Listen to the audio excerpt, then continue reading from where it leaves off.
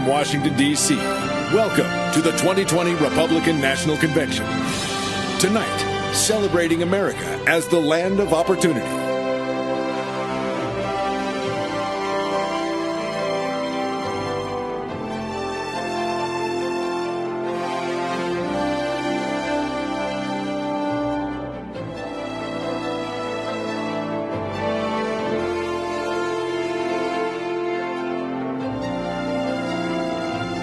I'm going to invite you to join your faith with mine, and let's pray in agreement. Lord, we come before you to ask for your spirit of peace to come over hurting communities in Wisconsin tonight. We pray for healing and comfort to Jacob Blake and his family. We pray for your protection over those who put their lives in harm's way to bring safety and security to our streets. We pray that the truth and justice will be at the heart of all decisions that are made by our leaders, and that we as a people will seek reconciliation with you as we do the same with each other. Thank you, Lord, for your goodness over our lives, for your blessing over our nation, for your guiding hand over every person that calls the United States of America their home. Lord, we thank you for all that have gone before us and have sowed seeds of sacrifice for our freedom, for our prosperity, and for our peace. Those that gave their lives so that we could live and achieve the American dream. Your word declares in 2 Corinthians, where the Spirit of the Lord is, there is freedom. This country was founded by the people for their God. Liberty, freedom, equality, it's what we want in our country. Lord, we invite you into our homes, into our lives. Give us revelation that will overthrow any enemies that stand against us so that we will be victorious in this next season. We need you.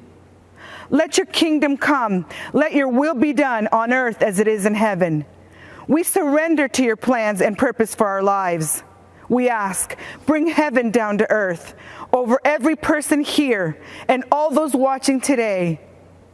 As we move into this next chapter in our journey to greatness, we ask for your presence to be with us. Lead us, Lord. Give us strategies from heaven. I decree the words of Isaiah 11:2 over our president, vice president, and all government authorities from every state in our nation. May the Spirit of the Lord rest on him, the spirit of wisdom and understanding, the spirit of counsel and might, the spirit of knowledge and the fear of the Lord. I release a blessing over every person and every home. Lord, release health, healing, peace, strength, and courage. Let us stand together in unity as we embrace another chapter on our journey to greatness. I decree and declare, America, the best is yet to come. And I ask all this in the name of Jesus. Amen.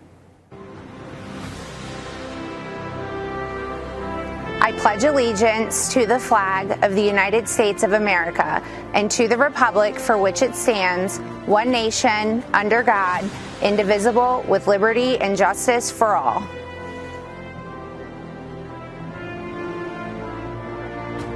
Yat-e. I'm Myron Lizer, the Vice President of the Navajo Nation. I give this address from the majestic rock spires of Shiprock, Sebet-ai, or Rock with Wings as known by our Dene people. It is here as well that many of our ancestral leaders sought to govern and lead a nation within a nation. They sought to lead their people into the promises of a better way of life for their children's children. It is also where they have not been as successful as the rest of America. Our First Nations people, the host people of the land, we are still here. Our Creator placed us here and knew for such a time as this, we would have an opportunity for an appeal to heaven. You see, our people have never been invited into the American dream. We, for years, fought congressional battles with past congressmen and senators that were part of a broken system that ignored us. That is, until President Trump took office. President Trump delivered the largest financial funding package ever to Indian country. The $8 billion in CARES Act funding to Indian country was a great start in alleviating the devastating effects that the COVID-19 pandemic has inflicted on our Indian tribes. The Navajo Nation once led the nation in per capita positive cases because of the health disparities that previous administrations failed to improve. Whenever we meet with President Trump, he has always made it a priority to repair the relationship with our federal family. Recently, President Trump signed the first ever presidential proclamation officially recognizing missing and murdered American Indians and Alaska Natives. He established a task force called Operation Lady Justice to address the problem. The president also provided $273 million to improve public safety and support victims of crime in the Native American community. As a result, a cold case office was recently opened on the Gila River Indian community. The president has reactivated the White House Council on Native American Affairs to promote economic development and rural prosperity in Indian country. President Trump also strengthened the Supreme Court by nominating strong conservative judges like Neil Gorsuch, who supports Native American rights. Thank you for the opportunity to be here tonight. I'm excited to endorse President Trump's re-election. And Mr. President, we look forward to hosting you very soon. Come visit our land we call Dinetra. Akia, thank you very much. I had always had this unshakable sense that I know that life has to be more than what it was I've been living. I caught my very first felony conviction at 16 years old, and that type of behavior had led me into more and more arrests, getting in trouble until the age of 37 years old. I was arrested for a string of bank robberies.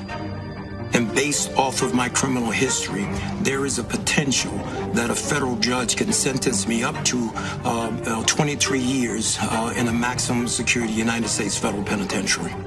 And in that moment, I played a let's make a deal with God. And I asked God to climb into the robe of that judge. Whether it's 10 years or 50 years, I'm going to invest the rest of my life serving you. And I stood before that federal judge. Judge Mahan took his glasses off, leaned back and said, I don't know why I'm going to do this. But he said, I'm not going to give you what you deserve. Then he gave me a lesser sentence. And as I laid on that stainless steel cell, shackled by my hands and my feet, I heard God utter into my spirit, my son, I honored what you asked me to do. He said, never forget the promise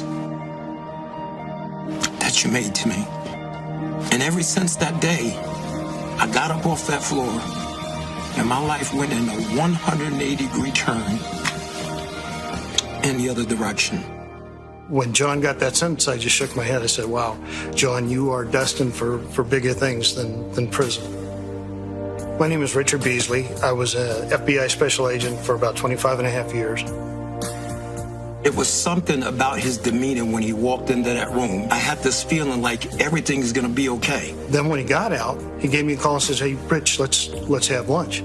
So I met him at a McDonald's, and he's got a Bible with him. I've seen that before where guys have used a Bible as a prop. It took me about 30 seconds to understand that this was not a prop with John. He was a changed guy from the man that I arrested, several years before. When I saw the way that he treated me fairly, I saw the man behind the suit. I started thinking, man, if that worked for me with this law enforcement officer, how can I multiply that and get more law enforcement officers involved so that we can impact this on a larger scale?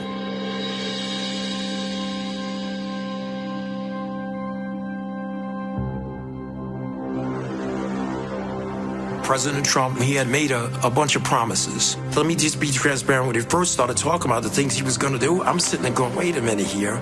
Is he serious? Because everything he was saying that he wanted to do was the stuff that needs to be done. And before he walked out that meeting that day, I promised I'll make it out there to, come speak at one of your graduations. I heard that they were phenomenal. When he stood there in that graduation and he went out of his way to shake the hand of every one of those 29 graduates, set them on a whole nother vista of life because they had the office of the President of the United States. The promises that he made was promises that he kept. 2 years ago, I was honored to tell John Ponder's story of transformation in the Rose Garden on the National Day of Prayer.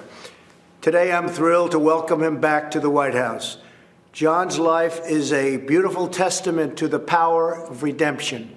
John grew up without his father. As he tells it, my mother was strong, but she wasn't able to keep us out of the gangs and off of the streets, and they were violent streets. At the age of 38, he was arrested for bank robbery. While John was in prison, he began reading the Bible and listening to Christian radio. One day he heard Reverend Billy Graham on the radio proclaim, "Jesus wants to be Lord of your life." On that day, John dedicated his life to Christ. He spent the rest of his time in prison studying the Bible. When he was released, he heard a knock at his door. It was the officer who put him in jail, FBI Special Agent Richard Beasley, who said, "I want you to know that I've been praying for you." Now, Richard and John are best friends, and we are grateful that Richard is here with us today. In the last 10 years since John was released, he has created one of the most successful reentry programs, Hope for Prisoners in Las Vegas. I was glad to speak there earlier this year. As John says, Hope for Prisoners is a movement that began as a dream in a tiny prison cell and is now making a difference in the lives of thousands, truly bringing hope that there is an opportunity and a community that is waiting and willing to offer them a second chance. John, we honor your devotion to showing returning citizens that they are not forgotten. We believe that each person is made by God for a purpose. I will continue to give all Americans, including former inmates, the best chance to build a new life and achieve their own American dream, and a great American dream it is. Now I'd like to ask John and Richard to say a few words. I can't tell you how grateful I am to have the opportunity to speak here today. Not so long ago, my life was running from the police, fearing the police, and avoiding the police. Not because of anything that the police had done to me personally, but due to the animosity I had allowed to grow inside of me, making me believe that they were my enemy. But today, praise God, I am filled with hope, a proud American citizen who has been given a second chance. My transformation began in a prison cell where I found myself a 3-time convicted felon facing yet another sentence. I gave my life to Jesus and made him a promise that I would spend the rest of my days helping others like me. My first help and support came from the unlikeliest of places, the FBI agent who arrested me, Richard Beasley. He is now a dear friend and has been a source of encouragement to me throughout my entire journey. I am grateful for the men and women of the Las Vegas Metropolitan Police Department who volunteer their time to people who are returning to our local community after incarceration. These are the real-life heroes who put their lives on the line every day, armed with the promise that they made to protect and to serve, have made a tremendous impact in the lives of men and women reintegrating back into our society. My hope for America is that formerly incarcerated people will be afforded the opportunity to take advantage of the fact that we live in a nation of second chances. My hope for America is that law enforcement and people in the communities across our country can come together and realize that as Americans, we have more in common than we have differences. My hope for our great nation is to continue on this path we are on of being the most prosperous country in the world. I'm so proud of John with his life's turnaround and for all the lives that he's helped to change. It may be hard to believe that as a retired FBI agent, one of my best friends is a person I arrested for bank robbery.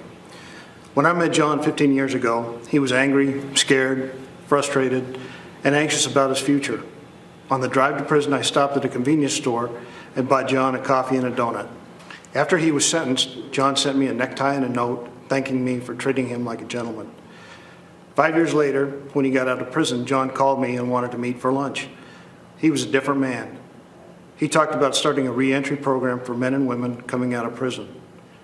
Over time, John earned the trust and respect of the law enforcement community, many of whom volunteer in John's Hope for Prisoners program. I'm grateful for President Trump's commitment to criminal justice reform. On February 20th of this year, he was the guest speaker at the Hope for Prisoners graduation. He stayed much longer than scheduled to hand out diplomas to the 29 men and women who graduated that day. What a sight. The most important man in the free world shaking hands and pledging his administration's support to ex-offenders. Their families were there, the community was there. What a great second chance. I also appreciate President Trump's support for law enforcement. I always felt like I had strong support as an FBI agent, but there's nothing worse than knowing you're being second-guessed when you're doing your job. In certain parts of our country right now, law enforcement doesn't feel like they have the support from their local leaders.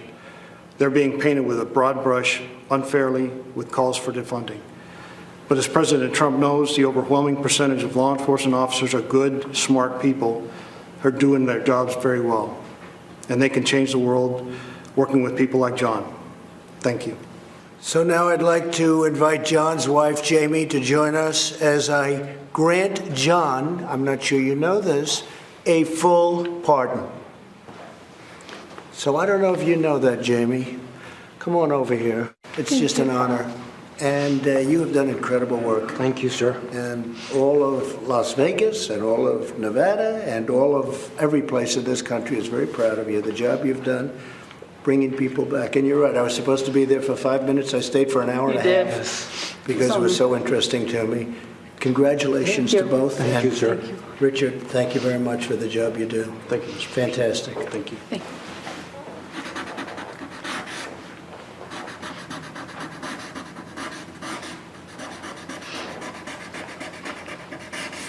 Okay.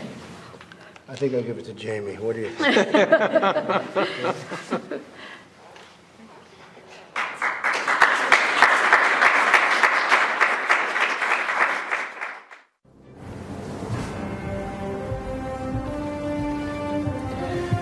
Good evening. I'm Senator Rand Paul from Kentucky.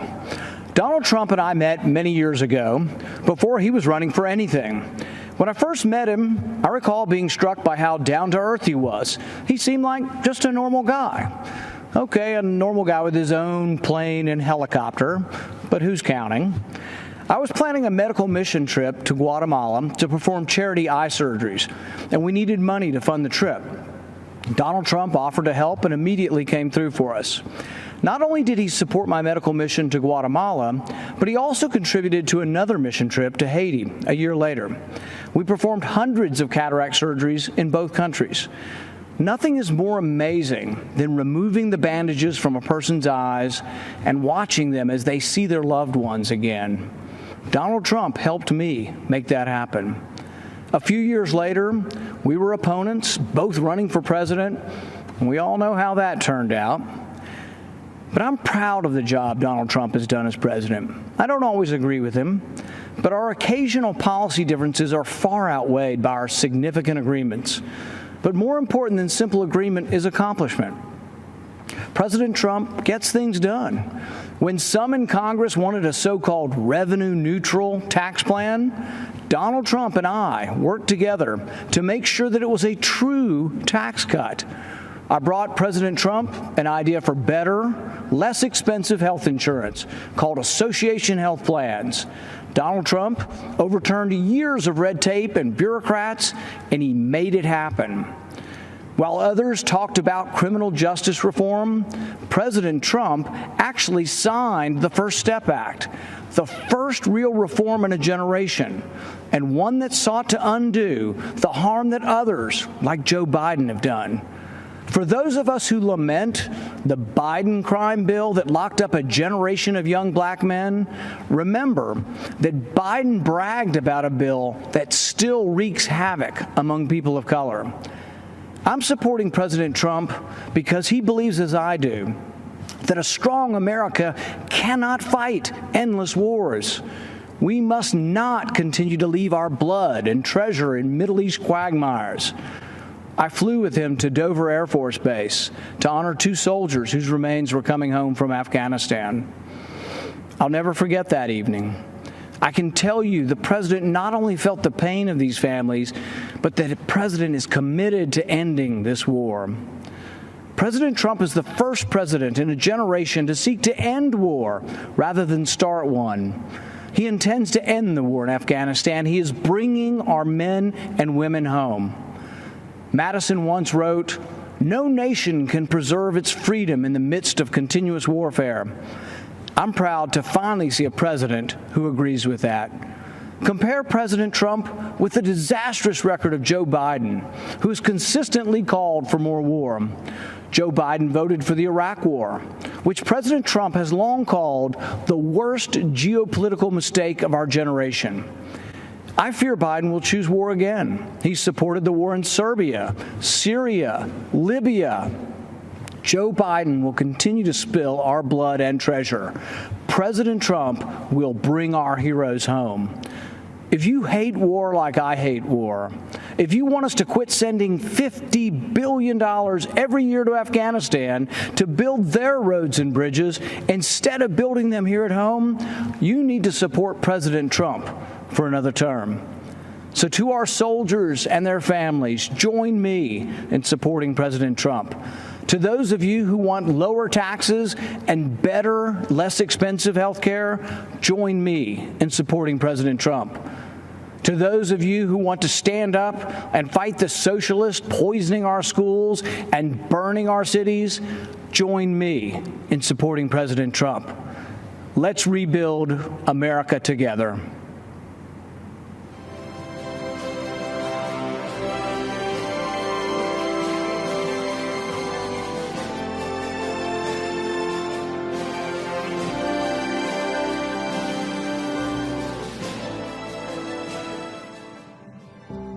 What I would call your everyday man, the forgotten man or woman, the people that wake up every morning, go to work, do their job, come home to their kids and families, and are faithful and consistent, the people that have built America. There are people in our country that have been forgotten, that are hard workers. We do not hold signs. We are not on street corners. We are waking up at the crack of dawn, working and earning our living. But every single day, men and women from across this country are affecting people in positive ways. Real people that work hard every day, and they just want to earn a good living and enjoy life. And he really knows them, understands them. It's clear he has been on the job site, interacting with people from all backgrounds. I've never had someone care so much about making sure people have job security. The president's job is to protect us, keep us safe, and help make our life better and the opportunity to pursue the American dream. That's what Donald Trump is doing. As a cattle rancher and a farmer, I do feel that we are not forgotten with this administration. We have hope for preserving our industry. My hope is that we lift the regulations that have stripped away the working class Americans' ability to do what they innately know how to do best. I feel like Trump is definitely pushing more for the steel mills, the fishermen, just us making our own products and bringing everything in. He's pushing so hard, and I see it truly coming alive. I do feel that President Trump has the interests of all those Americans tied together. I really do.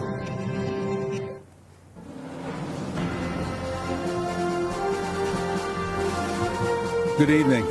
My name is Jason Joyce, and I'm an 8th-generation lobster fisherman from Swans Island, Maine. I make my living from lobster fishing, oyster farming, and providing eco-tours in the beautiful waters near Acadia National Park, where I have over 200 years of family history. I have to confess, I didn't support Trump in 2016. Skeptical that he shared my conservative views, I expected him to flip-flop on his campaign promises. But he has followed through on his promises, including last week when he brokered a deal to end European Union tariffs of 8% on Maine live lobsters and up to 20% on Maine lobster products, which is great news for Maine's lobstermen and women. I live on an island with 370 residents, and lobstering is how we provide for our families. Maine's lobstermen are true environmentalists. We practice conservation every day.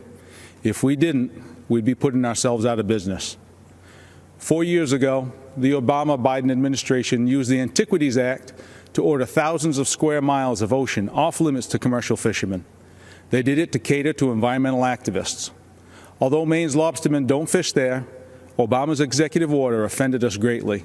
It circumvented the Fisheries Council's input. President Trump reversed that decision, reinstating the rules that allow stakeholder input, and he supports a process that seeks and respects fishermen's views. As long as Trump is president, fishing families like mine will have a voice. But if Biden wins, he'll be controlled by the environmental extremists who want to circumvent long-standing rules and impose radical changes that hurt our coastal communities. I strongly support President Trump's re-election. When he sees something isn't right, he's fearless in fixing it. He listens to working people. He nominates judges who respect the Constitution and the right to life. He keeps his word, like eliminating the European tariffs and moving the U.S. Embassy from Tel Aviv to Jerusalem. I hope you will join me this time in voting for President Trump. Stand up for your country. Thank you.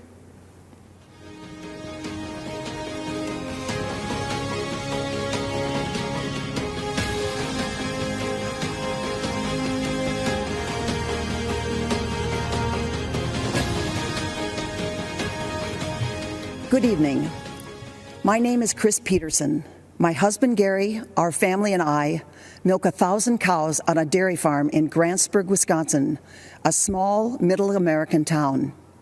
Truth be told, until I married my cute farmer from Grantsburg a long time ago, I was a city slicker from Minneapolis, which is about 70 miles south of us. Donald Trump became president in the middle of the Great Depression for dairy farmers in Wisconsin. In 2016, prices were horrible, and longtime generational farms across the nation were going out of business.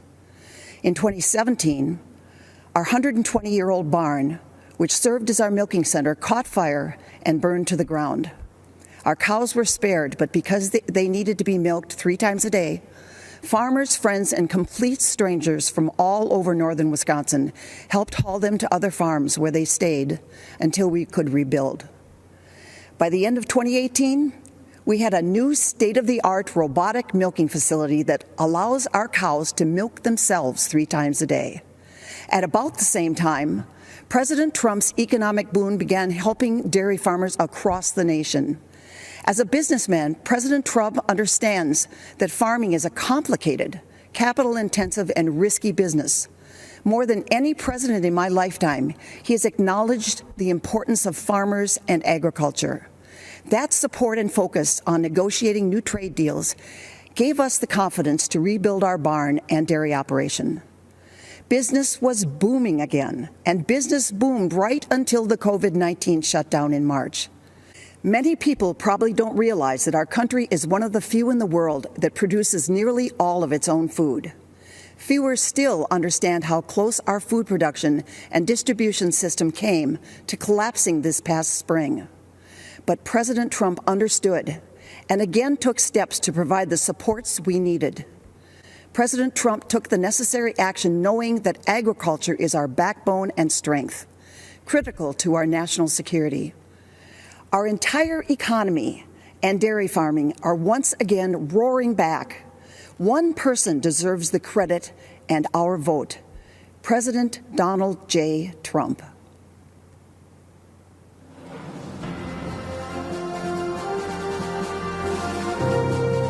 What was happening prior to President Trump, you had businesses that were overregulated, not a friendly environment at all to start a company.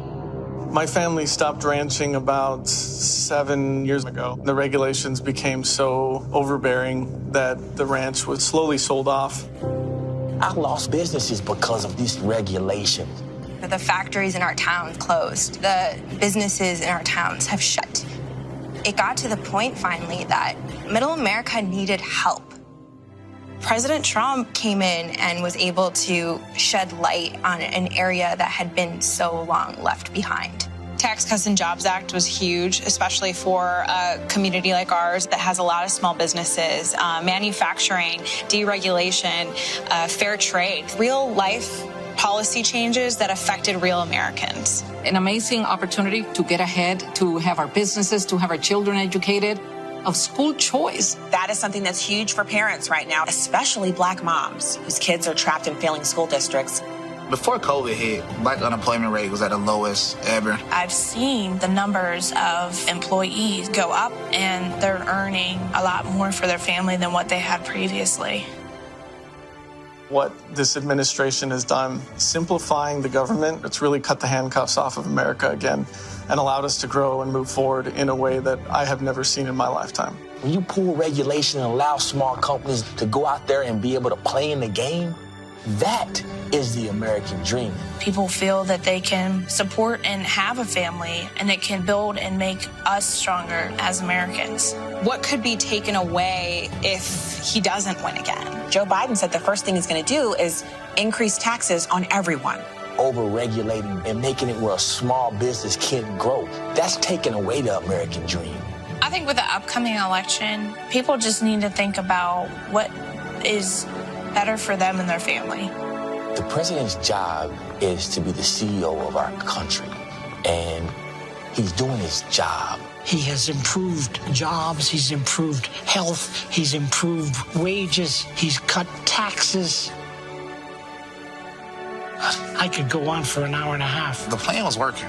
Everybody had a job, making money, spending money, boom, bada bang, boop, we good. My kids are going to look up to me and say, you are the best mom for working, raising us. It's just tremendous what I could do, I guess. This is somebody who loves his country. He's truly fighting for the American people. Hello, folks. You know me from TV and radio. I'm Larry Kudlow. Years ago, I worked for Ronald Reagan. More recently, I helped the team craft Donald Trump's economic plan during the campaign. It was a roaring success. Inheriting a stagnant economy on the front end of recession, the program of tax cuts, historic rollback of onerous regulations that crippled small business, unleashing energy to become the world's #1 producer, and free, fair, and reciprocal trade deals to bolster manufacturing, agriculture, technology, and other sectors.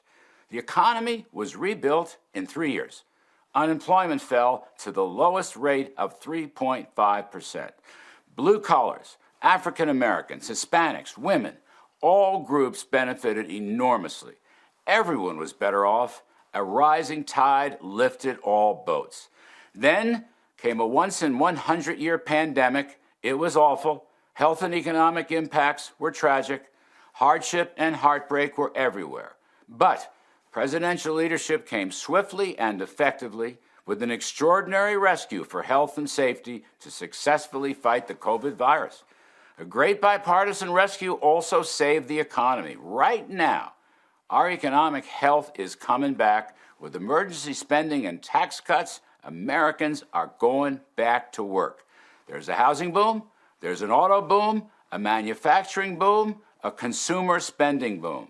Stocks are in record territory. A V-shaped recovery is pointing to better than 20% growth in the second half of this year. Now, looking ahead, more tax cuts and regulatory rollback will be in store. Payroll tax cuts for higher wages, income tax cuts for the middle class, capital gains tax cuts for investment, productivity, and jobs. Much more regulatory relief for small businesses. In economic terms, folks, this is no time for a $4 trillion tax hike. Coming out of the deep pandemic, who in their right mind would pick the pockets of taxpayers and drain money from their wallets and purses? Look, our economic choice is very clear. Do you want economic health, prosperity, opportunity, and optimism? Or do you want to turn back to the dark days of stagnation, recession, and pessimism? I believe there can't be better economic policies than we've had in recent years. So I say, stay with them. Thank you.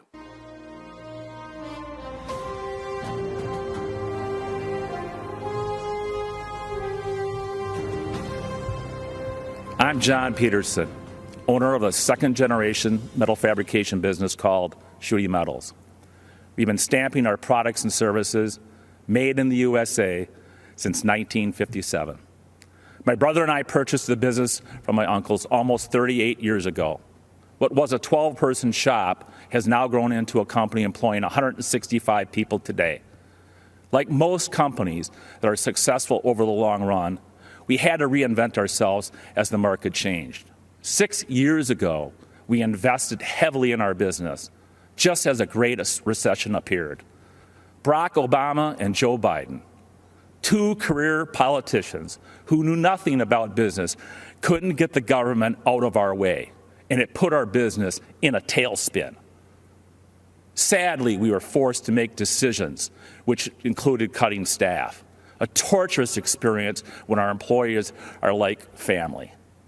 The Obama-Biden era banking regulations left us no choice. It tied our lenders' hands, and it deprived us of the lifeblood of our business, capital. We scratched and we clawed for 2 years, and then everything changed. Donald Trump was elected president, and he knew what it was like to build a company and create jobs. One of the first things he did was to cut red tape and put an end to draconian-type banking regulations. He also cut taxes on small businesses, allowing us to be more competitive both domestically and internationally. In fact, we increased revenues by 25% for 2 years in a row. By getting rid of the job-killing NAFTA and negotiating the U.S.-Mexican-Canada trade agreement, President Trump ensured a more competitive playing field for American companies. Even with all the challenges presented by the coronavirus, President Trump is rebuilding, and our economy is roaring back again. But when I hear that Joe Biden is ready to raise taxes, crush us with regulations, and weaken our international trade position, I shudder. We simply cannot endure a Biden-induced recession. Some will struggle, some will not survive, and working men and women of America will get crushed yet again. This is not time to hand our government over to a washed-up career politician who will be nothing but a puppet of the radical left Democrats. As a lifelong resident of Wisconsin, I'm a fan of the Badger football team. Many may not realize that the Wisconsin Badgers and the president share three common qualities. They are smart, they're tough, and they're dependable. And as a businessman, I can tell you that those qualities we need in our country's leader, and that's why we need to re-elect Donald J. Trump. Thank you, and God bless America.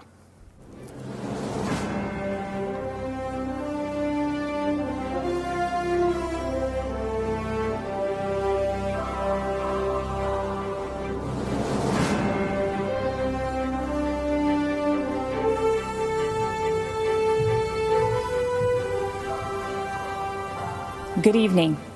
I'm Sissy Graham Lynch, and I'm honored to speak to you tonight about something that is so important to all of us, our faith. As Americans, we know the first line of the First Amendment protects our freedom of religion. But what we often forget, the actual words are free exercise of religion. That means living out our faith in our daily lives, in our schools, in our jobs, and yes, even in the public square. Our founders did not envision a quiet, hidden faith. They fought to ensure that the voices of faith were always welcomed, not silenced, not bullied. But during the Obama-Biden administration, these freedoms were under attack. Democrats tried to make faith organizations pay for abortion-inducing drugs. Democrats tried to force adoption agencies to violate their deeply held beliefs. Democrats pressured schools to allow boys to compete in girls' sports and use girls' locker rooms. Those are the facts. But then, we, the people, elected Donald Trump. People of faith suddenly had a fierce advocate in the White House. He appointed judges who respect the First Amendment. He supported religious beliefs in court. He ensured religious ministries would not be forced to violate their beliefs. He withdrew the policies that placed our little girls at risk. And on the world stage, President Trump became the first president to talk about the importance of religious freedom at the United Nations, giving hope to people of faith around the world. In America, we have not yet experienced physical persecution, even though the left has tried to silence us. Even during the pandemic, we saw how quickly life can change. Some Democratic leaders tried to ban church services, while marijuana shops and abortion clinics were declared essential. But you know what truly is essential? Our right to worship freely and live our faith in every aspect of life. The Biden-Harris vision for America leaves no room for people of faith. Whether you're a baker, a florist, or a football coach, they will force the choice between being obedient to God or to Caesar, because the radical left's God is government power. So in the words of my grandfather, Billy Graham, let us stand for political freedom, moral freedom, religious freedom, and the rights of all Americans. And let's never give in to those who would attempt to take it from us. Tonight, I'm proudly standing in that public square, and I hope and pray you will join me in voting to re-elect President Trump.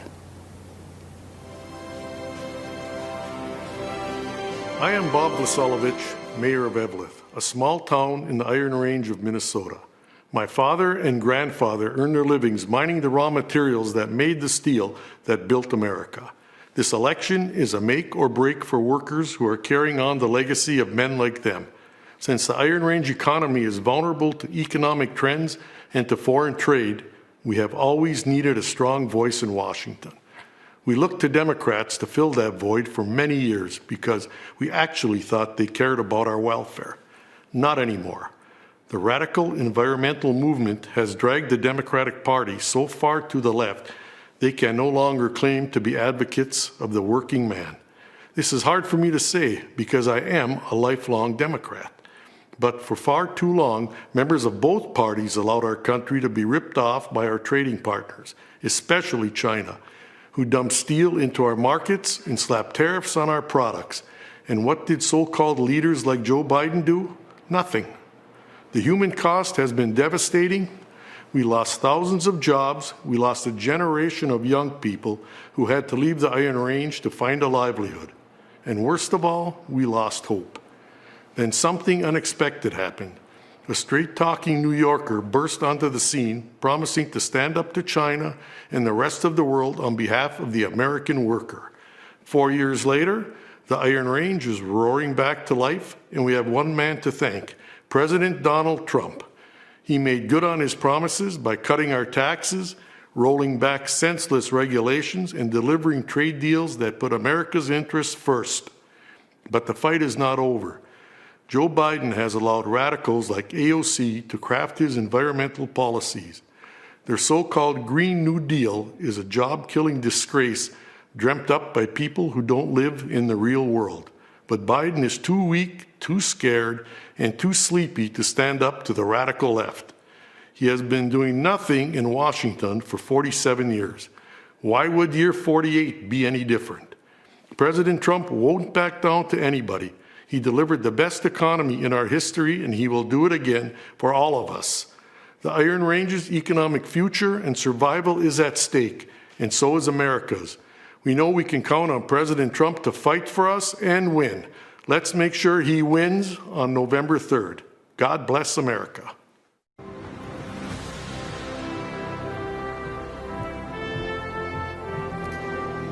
My name is Abby Johnson, and I spent 8 years working for Planned Parenthood, but today I'm a pro-life activist.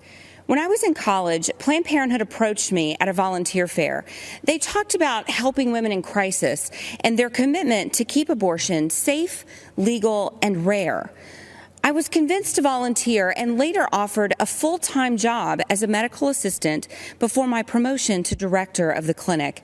I truly believed I was helping women, but things drastically changed in 2009. In April, I was awarded Planned Parenthood's Employee of the Year Award and invited to their annual gala where they present the Margaret Sanger Award, named for their founder. Now, Margaret Sanger was a racist who believed in eugenics. Her goal when founding Planned Parenthood was to eradicate the minority population. Today, almost 80% of Planned Parenthood abortion facilities are strategically located in minority neighborhoods. And every year, Planned Parenthood celebrates its racist roots by presenting the Margaret Sanger Award. Later in August, my supervisor assigned me a new quota to meet, an abortion quota. I was expected to sell double the abortions performed the previous year. When I pushed back, underscoring Planned Parenthood's public-facing goal of decreasing abortions, I was reprimanded and told, "Abortion is how we make our money." But the tipping point came a month later when a physician asked me to assist with an ultrasound-guided abortion. Nothing prepared me for what I saw on the screen. An unborn baby fighting back, desperate to move away from the suction. And I'll never forget what the doctor said next. "Beam me up, Scotty." The last thing I saw was a spine twirling around in the mother's womb before succumbing to the force of the suction. On October 6th, I left the clinic, looking back only to remember why I now advocate so passionately for life. I founded and currently run And Then There Were None, a nonprofit organization that's helped nearly 600 abortion workers transition out of the industry. For most people who consider themselves pro-life, abortion is abstract. They can't even conceive of the barbarity. They don't know about the products of conception room and abortion clinics, where infant corpses are pieced back together to ensure nothing remains in the mother's wombs, or that we joked and called it the pieces of children room. You see, for me, abortion is real. I know what it sounds like. I know what abortion smells like. Did you know abortion even had a smell? I've been the perpetrator to these babies, to these women. And I now support President Trump because he has done more for the unborn than any other president. During his first month in office, he banned federal funds for global health groups that promote abortion. That same year, he overturned an Obama-Biden rule that allowed government subsidy of abortion. He appointed a record number of pro-life judges, including 2 Supreme Court justices. And importantly, he announced a new rule protecting the rights of healthcare workers objecting to abortion, many of whom I work with every day. Life is a core tenet of who we are as Americans. And this election is a choice between 2 radical anti-life activists and the most pro-life president we have ever had. That's something that should compel you to action. Go door to door, make calls, talk to your neighbors and friends, and vote on November 3rd. Take action that reelects our president, and do it with our very most vulnerable Americans in mind, the ones who haven't been born yet.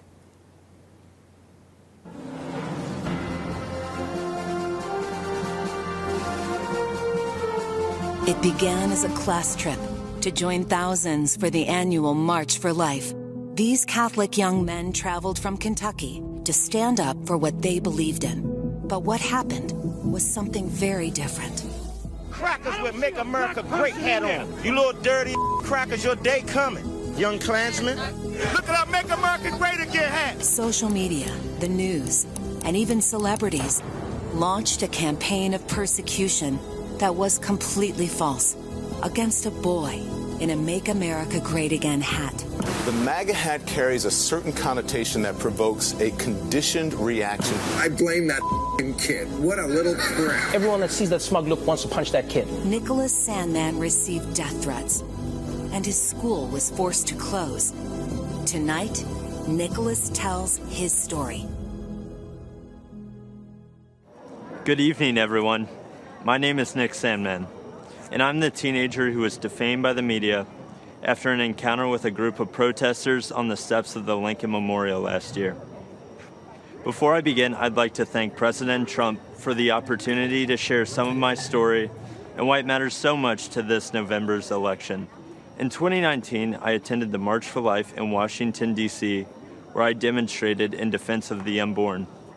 Later that day, I bought a Make America Great Again hat because our president, Donald Trump, has distinguished himself as one of the most pro-life presidents in the history of our country, and I wanted to express my support for him too. Looking back now, how could I have possibly imagined that the simple act of putting on that red hat would unleash hate from the left and make myself the target of network and cable news networks nationwide? Being from Kentucky, the birthplace of Abraham Lincoln, my classmates and I visited the Lincoln Memorial. I found myself face to face with Nathan Phillips and other professional protesters looking to turn me into the latest poster child showing why Trump is bad, while the media portrayed me as an aggressor with a relentless smirk on my face. In reality, the video confirms I was standing with my hands behind my back and an awkward smile on my face that hid two thoughts. One, don't do anything that might further agitate the man banging a drum in my face.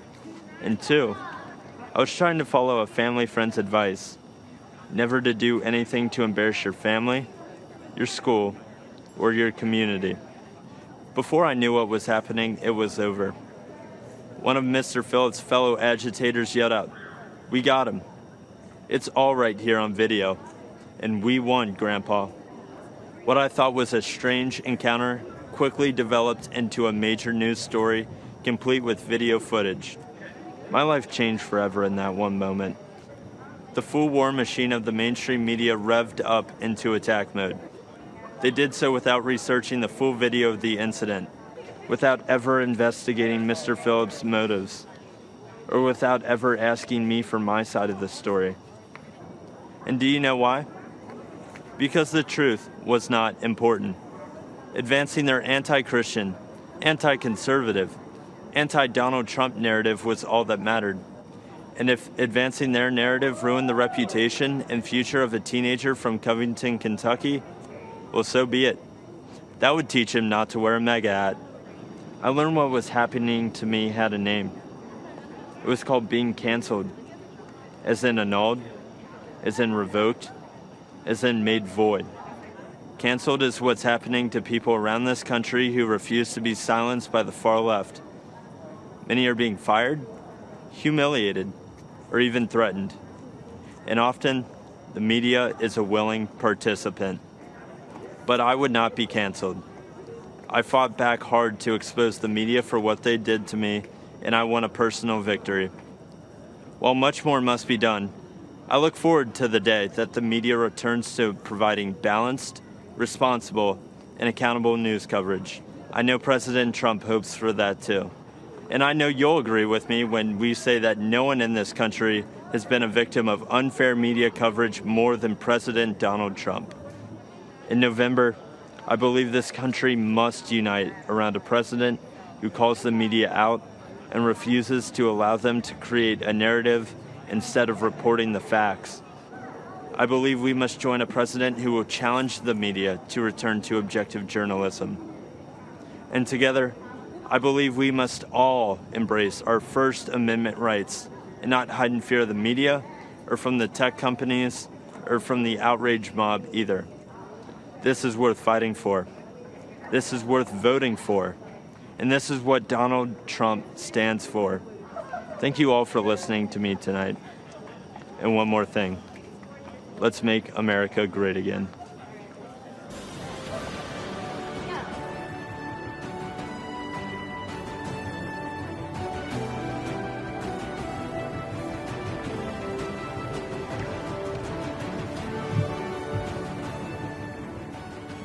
I'm Pam Bondi. Our party's theme tonight is America, the Land of Opportunity. And listening to the stories of discoveries and deliverance, you can't help but be proud to call this country home. But for Joe Biden, it's been the land of opportunism, not opportunity. As a career prosecutor and former Attorney General of Florida, I fought corruption, and I know what it looks like, whether it's done by people wearing pinstripe suits or orange jumpsuits. At the Democrats' convention, we were told to look at Joe Biden as the model of integrity. But when you look at his 47-year career in politics, the people who benefited are his family members, not the American people. Let's take a closer look. We all know about Joe's son, Hunter Biden. A corrupt Ukrainian oligarch put Hunter on the board of his gas company, even though he had no experience in Ukraine or in the energy sector. None. Yet he was paid millions to do nothing. He only had one qualification that mattered. He was the son of the man in charge of distributing U.S. aid to Ukraine. And recently reported information revealed that a few months after Hunter Biden joined that corrupt company's board, the Obama-Biden State Department began doing business with them, even when it remained under investigation for corruption. And it gets worse. That very same company was being investigated by a Ukrainian prosecutor. Joe Biden, the Vice President of the United States, threatened to withhold aid to Ukraine unless that same prosecutor was fired. And then he was fired. Hunter only resigned from that board just before his dad announced his campaign for president. Now let's talk about China. Fact: Joe Biden flew to China on Air Force Two with Hunter along for the ride. They said he was just there as a family member, but we know that's untrue. In Beijing, Hunter didn't just go sightseeing. He had meetings with his Chinese bank partners. Hunter even arranged for his dad to meet with one of the partners. 10 days later, those Chinese communist bankers approved millions to go to Hunter's firm. And those bankers work for the Chinese Communist Party, which oppresses their people, cheated American workers for decades, and covered up a deadly virus. To this day, Hunter controls a 10% stake in that firm. And Joe Biden's done more than look the other way on China. He said, "The Chinese aren't our competition. Come on, man, they're not bad folks." Come on, Joe. Talk to the folks in Middle America who lost countless jobs to China while your son was getting rich with them. But there's more. Fact: there have been numerous press reports that have shown other close Biden family members benefited from Joe's 47-year political career. Joe Biden was point person on Iraq. The president of a construction firm met with Biden's team in the White House, and then who did they hire to build thousands of houses in Iraq? Joe Biden's close family member, who, you guessed it, had no experience in the industry and no experience in Iraq. A company official bragged that it helps to have a family member, the vice president, as partner. The family member put it more bluntly by saying, "There's a line of 747s filled with cash ready to invest." Now let's follow the money down south. Again, as reported in the press, yet another close family member of Joe's set his sights on Costa Rica and Jamaica, where millions of dollars flowed from the Obama-Biden administration in taxpayer-backed loans to projects linked to, yes, that same family member. These aren't isolated incidents. It is a deliberate pattern of conduct. And that's just what he did as vice president. Imagine what he'd do as president. How many American families would be allowed to get away with this? Why should there be one standard for the elite political class and another set of rules for the rest of us? When millions of Americans voted for Donald Trump, they knew he'd be different, and he is. He's a tough, no-nonsense outsider who can't be bought or intimidated. He won't even take a paycheck from the American people. He donates his paycheck to charities across this country.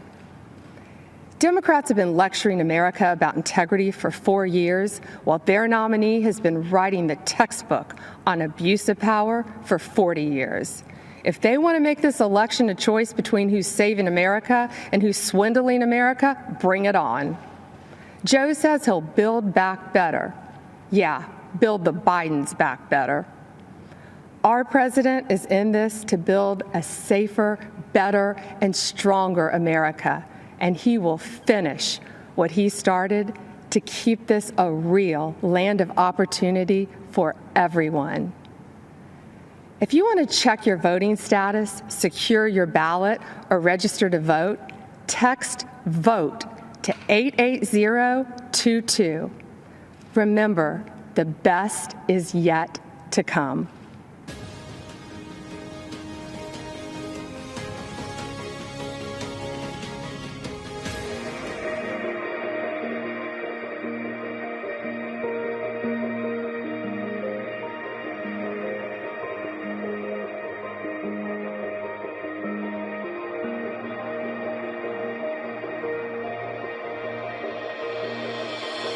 Women have played a very, very big role. The level of genius is unbelievable, frankly. You're what? You've got 70, 80 years on this earth? What are you going to do with it? Are you going to make that difference? Are you going to say, I was there for the big battles in our country to save America? It's what I feel very much called to do ever since I was a very young girl. In 2016, Donald Trump made his historic run for the office of United States President. Knowing the monumental task he would be undertaking, he rested all of his hopes for winning on one woman. Because of that trust, he became the 45th President of the United States, and Kellyanne Conway became the first woman in U.S. history to manage a winning presidential campaign. This president has been a champion for women mostly because he speaks to them as if they can handle and tackle all issues. I don't want a job because of my gender. I want the job because I'm the best person for that position. That's it. And he respects that. And he appreciates hard work. You can't ask for anything better, especially in a boss. President Trump continues to place strong women into significant positions throughout his administration and campaign, far more than any other president in U.S. history. That he has had and does have more women on his top team than any president before, but it actually goes down to his deputy assistants, to his special assistants, to our awesome teams throughout the West Wing. And when he called me and said, I want you to represent my entire campaign, I became the first Black woman to represent a Republican presidential campaign, winning presidential campaign in United States history. Throughout his career, Trump has always touted family first as a core value. He shows this especially with his choices of press secretaries, choosing Sarah Sanders, the first mother to become a press secretary, Stephanie Grisham, the first single mother to serve as press secretary, and Kayleigh McEnany, who transitioned into the job while also transitioning into the job of mom. I have 4 children. Kellyanne Conway has 4 children. Ivanka has, I think between all the senior staff women, we might have 75 kids. I'm not sure, we've lost count, but the importance of the work is never lost on any of us. And truly, it is those children that we are fighting for and for their future. With these capable women placed in positions of powerful influence and authority, President Trump has proven that when the stakes are highest, he is proud to entrust many of our nation's most crucial jobs to women. The number of dedicated, amazing, brilliant, relentless women that are dedicated to the country and to the president and to preserving the American dream is one of the greatest, if not the greatest things I'll ever be a part of.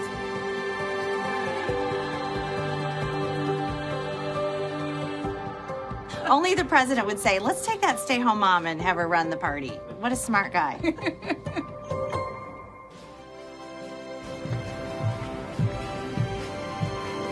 Good evening. I'm Tiffany Trump.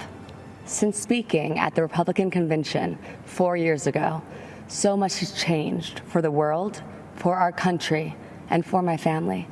Like so many students across the world, I graduated from law school during the pandemic. Our generation is unified in facing the future in uncertain times. and many of us are considering what kind of country we want to live in.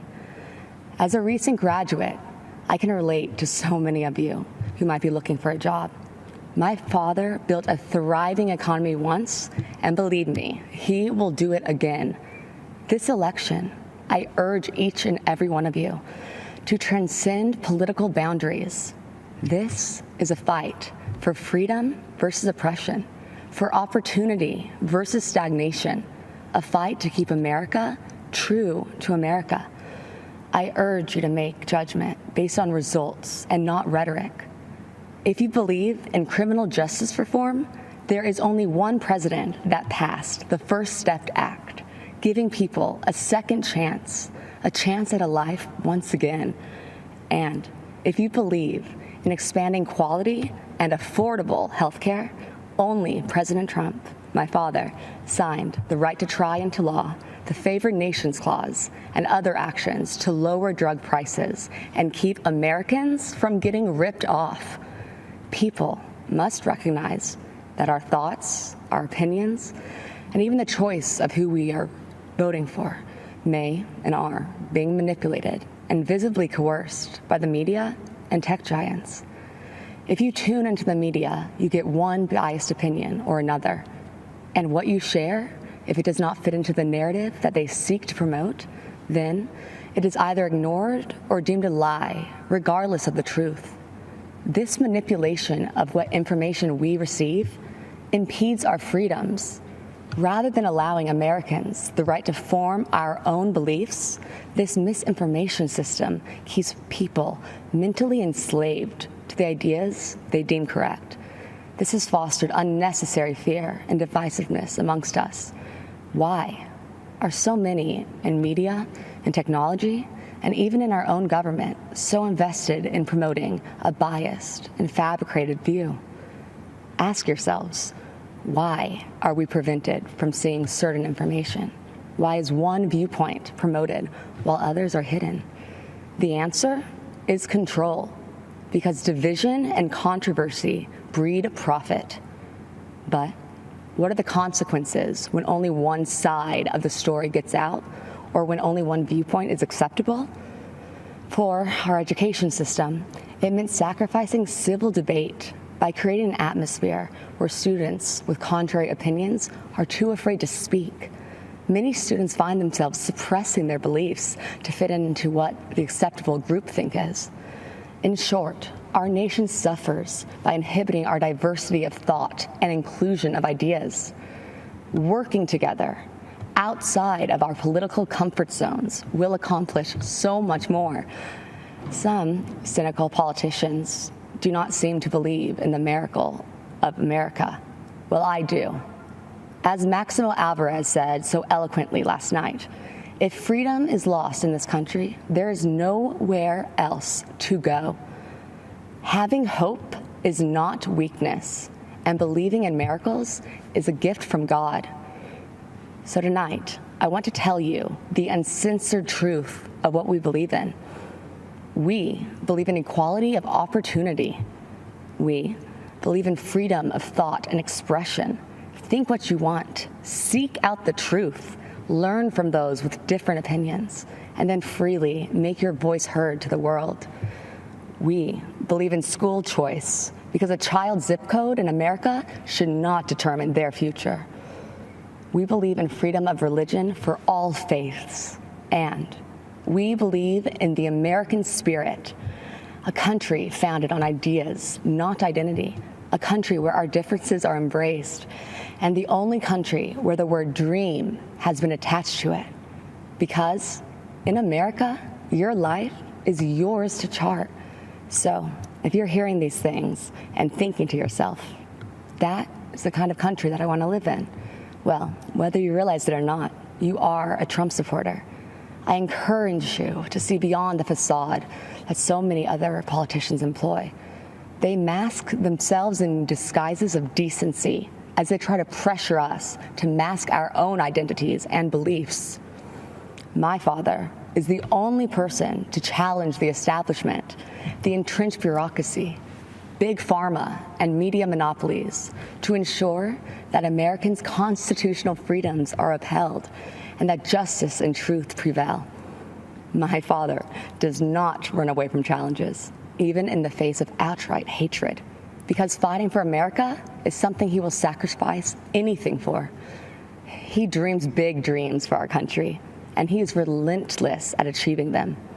You see, Make America Great Again is not a slogan for my father. It is what drives him to keep his promise of doing what is right for American citizens.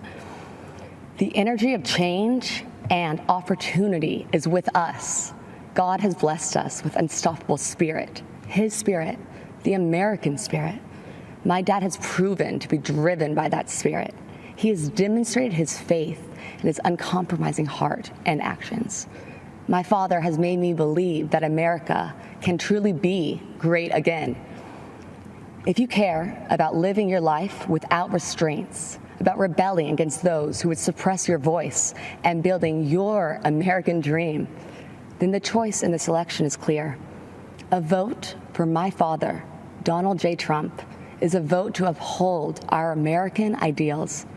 Be true to yourself and stay true to the dream of America. Thank you, and God bless you all.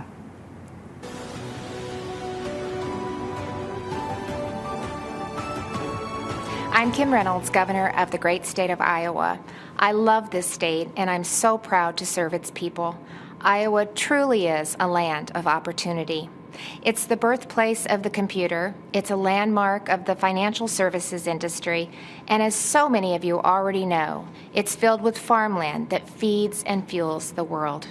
It's also home to people who care for one another, who work hard, who love this country, and are truly grateful for the freedoms it provides. As I like to say, Iowa is one big small town. Neighbor helping neighbor is in our DNA. From the sick farmer who can't harvest his crops, to the single mom who loses her job and is struggling to get back on her feet, the town, the community, helps them get through it. But what happens when a storm rips through almost the entire state? When it's not one farmer who lost his crop, but hundreds? When it's not one neighbor who is without food, but thousands? That happened just 2 weeks ago.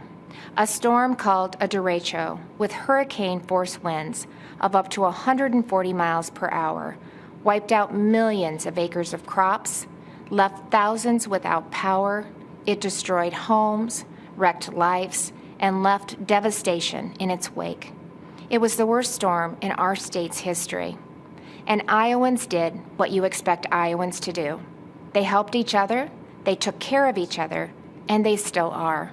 But someone else had our back, our president. When the winds had finished raging and the cleanup had only begun, he showed up. Now, you might not know that because the national media didn't report it, but the Trump administration was here in full force. The day after the storm, the president called to assure me that we had the full backing of the federal government.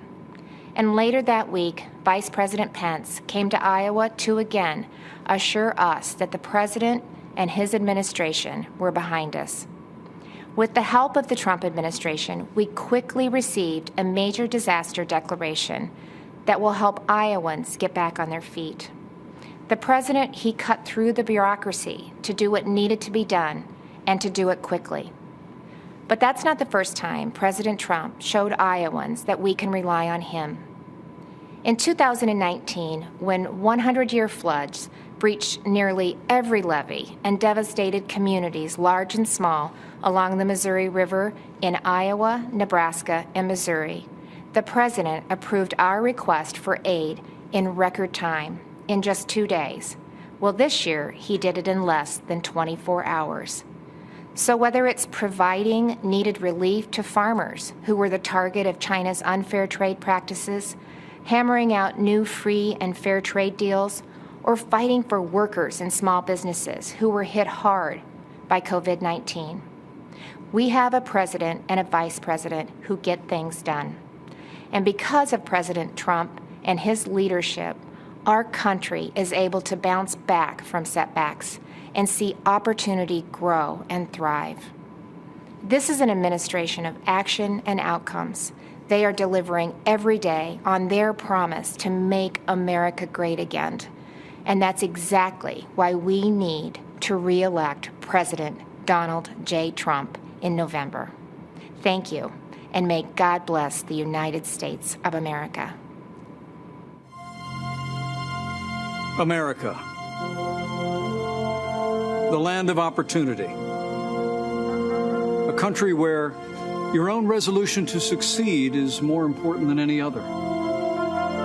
Abraham Lincoln's words from 165 years ago still resonate today because of who we are and because of what we are. A country where a boy born into poverty in a log cabin, raised right here on the frontier of Indiana, could educate himself, become a lawyer, become a president of the United States who would preserve the Union, abolish slavery, and save the nation.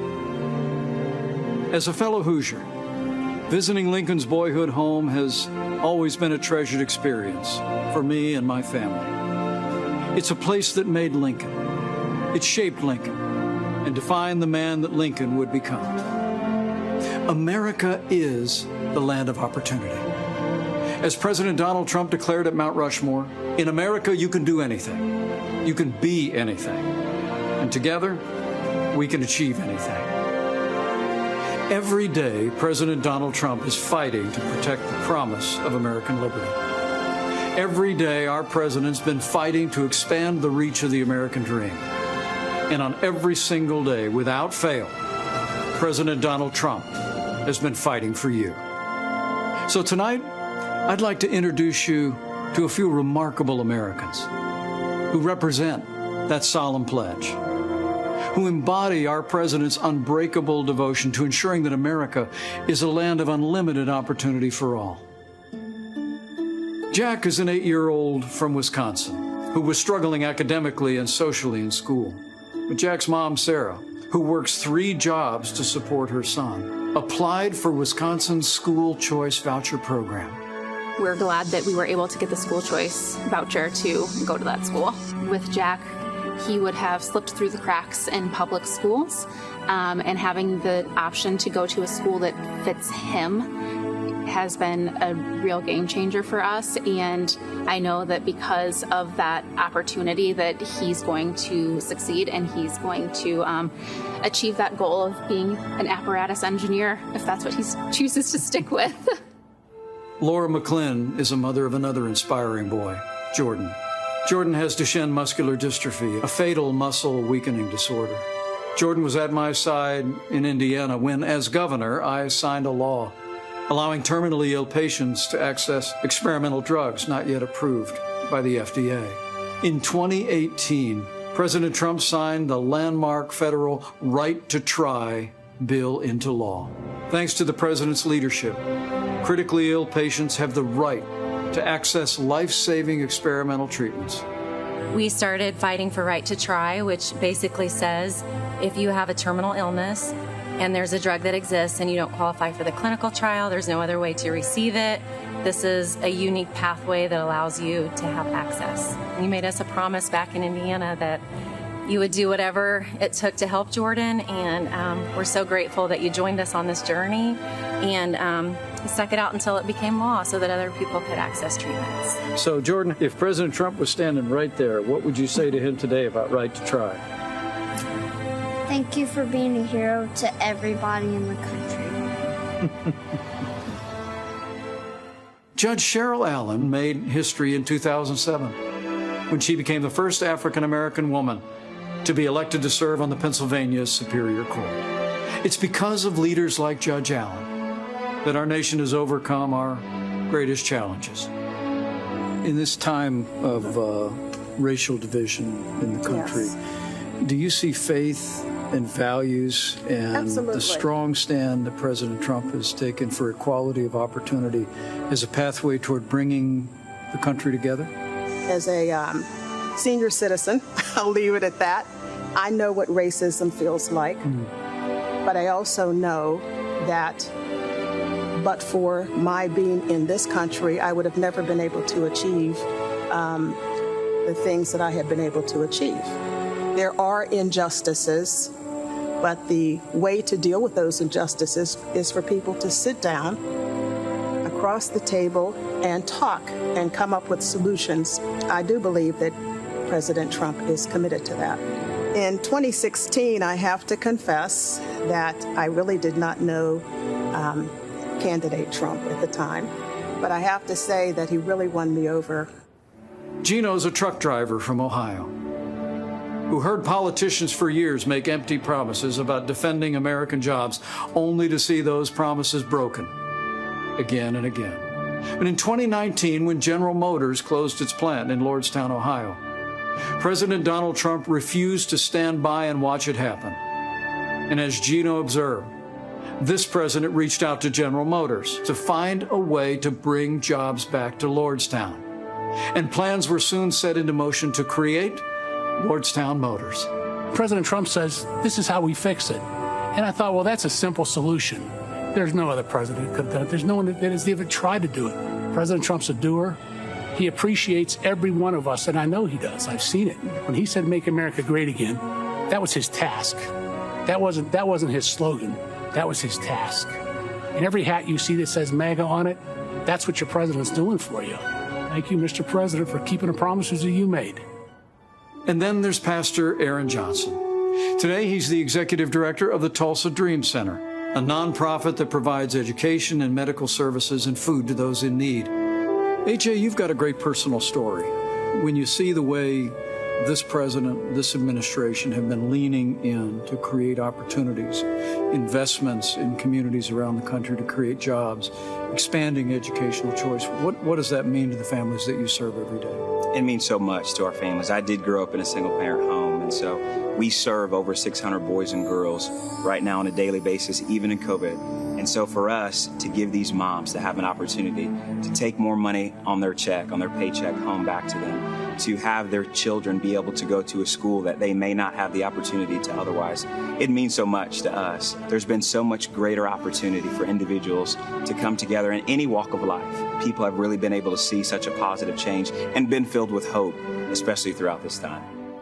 Lydia left hearth and home, friends and family in Honduras to pursue a better life here in America. While raising their 4 daughters, Lydia and her husband run a small business that creates security systems. But just months after their business was up and running, our nation was struck by a global pandemic. That's when President Donald Trump stepped in and enacted the largest financial relief package in American history. Her small business stayed in business, and her American dream kept running strong. What did the Paycheck Protection Program mean to your company as the coronavirus struck? Yeah, it was a huge, tremendous help and a big blessing. And so we applied, we were accepted really quickly. We're so grateful. You can't believe how much relief we had. We want to continue serving our clients. We want to continue growing our economy, right? We want to all continue to move forward. So we were able to make it. Because of the support of family and friends, the government.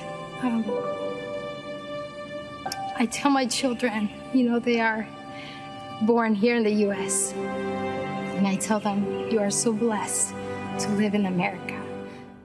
Here at Abraham Lincoln's boyhood home, a young man would grow up to become the first Republican president of the United States. And today, another Republican president is fighting to preserve that same noble legacy of freedom.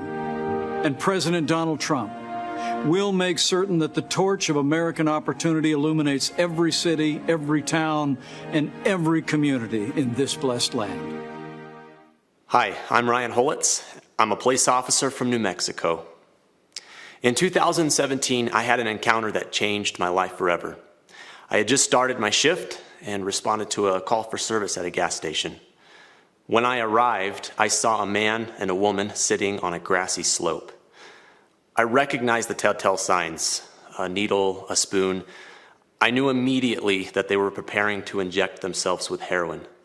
Sadly, this is a common sight for me. I encounter the ravages of addiction every day. But nothing could prepare me for what I discovered as I approached them. The woman was very pregnant. In my shock, I asked her if she knew that she was harming her baby by doing drugs. She crumbled and burst into tears. Two worlds collided as I knelt down beside her, a police officer and a homeless drug addict, brought together by forces outside of our control. As we talked, our humanity, distinct from our stations in life, was made abundantly clear.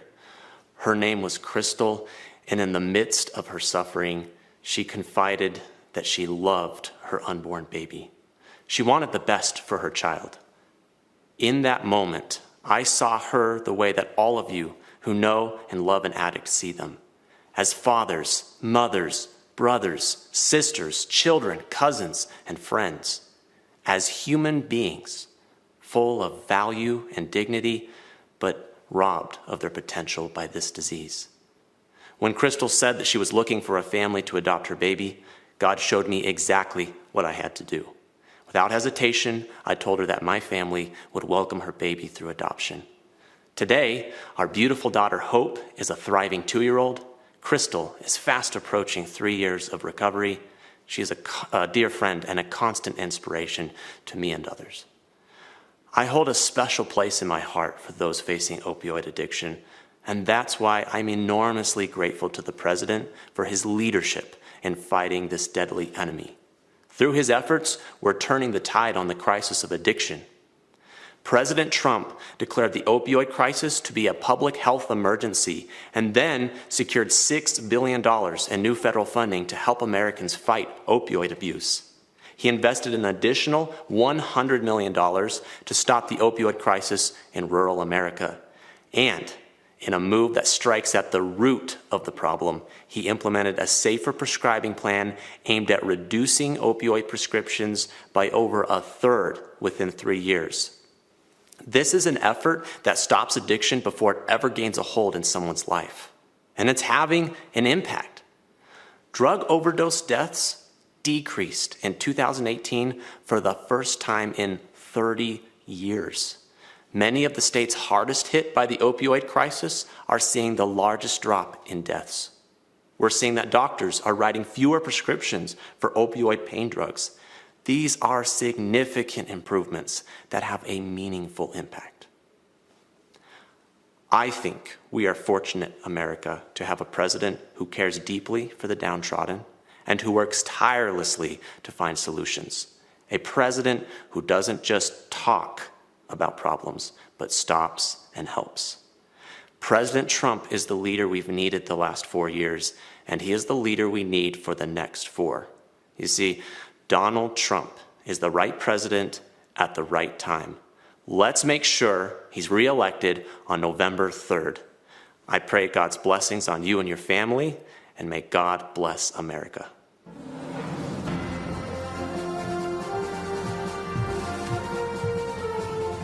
Good evening.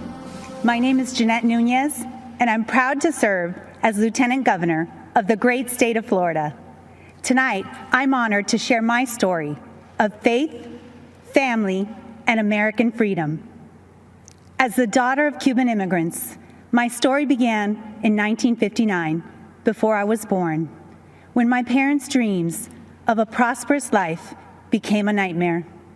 Chaos spread quickly when Fidel Castro took control of Cuba. The government confiscated private property, stealing people's homes, farms, and businesses. For my parents, the difficult decision to flee communist Cuba came when the Castro regime abolished religious freedom. Fellow Americans, the fabric of our nation is in peril. Daily, the radical left systematically chisels away at the freedoms we cherish. They peddle dangerous ideologies, cower to global progressives, and normalize socialism to dismantle our Constitution. Let me assure you, socialism doesn't offer opportunity. Socialism deprives.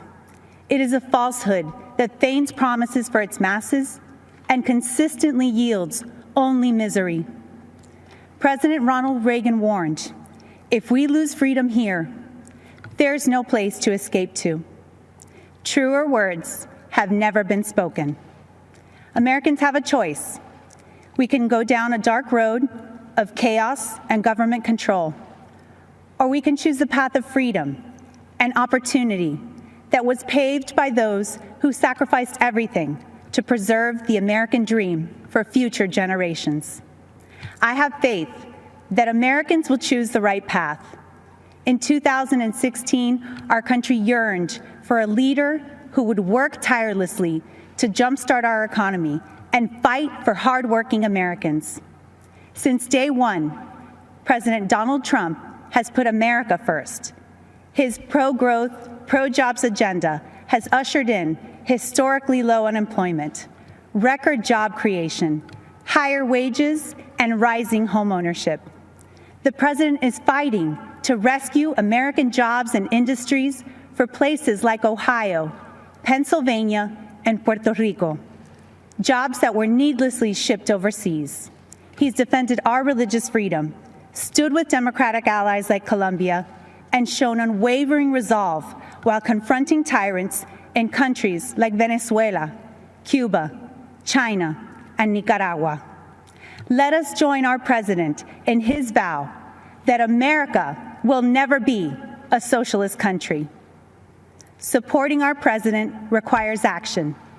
Join me tonight and text VOTE to 88022. We must continue to support our Commander-in-Chief, who has a bold agenda that safeguards the rights and freedoms protected under our Constitution.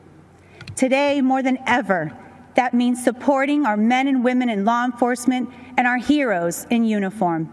It means fighting to provide the best quality education by empowering parents and preserving school choice. And it means rejecting the socialist takeover of our nation that will destroy the innovation, economic vitality, and freedoms we hold so dear. As a daughter of immigrants, a wife, a mother of three, and the first Latina lieutenant governor in the history of the state of Florida, it is my distinct privilege to share my story, which is really your story, and the story of a nation that has opened its doors, lifted its people, and yielded success in a way only the United States of America can. Together, let's ensure 4 more years for President Donald J. Trump so that he can continue protecting our republic, and so one day, our children can proudly tell the story of what our generation did to defend the values of faith, family, and freedom. Thank you. May God bless each one of you, and may God bless the United States of America.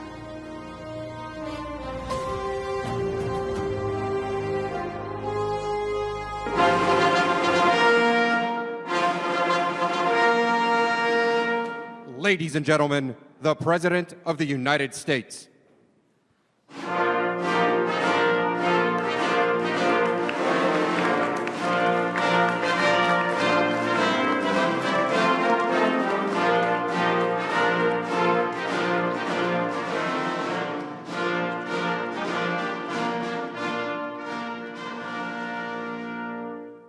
Acting Secretary Wolf, I present to you 5 candidates for naturalization representing 5 countries. On behalf of everyone here today, I'd like to express my gratitude to you, Mr. President, for hosting this naturalization ceremony here at the White House. To our candidates, it is my honor to administer the oath of allegiance and welcome you as our fellow citizens. Candidates for naturalization, please raise your right hand and repeat after me. I hereby declare an oath that I absolutely and entirely renounce and abjure all allegiance and fidelity to any foreign prince, potentate, state or sovereignty, of whom or which I have heretofore been a subject or citizen. That I will support and defend the Constitution and laws of the United States of America. against all enemies, foreign and domestic, that I will bear true faith and allegiance to the same, that I will bear arms on behalf of the United States when required by law, that I will perform non-combatant service in the armed forces of the U.S. When required by law, that I will perform work of national importance under civilian direction when required by law, and that I take this obligation freely without any mental reservation or purpose of evasion. So help me God. Congratulations, you're now citizens of the United States of America.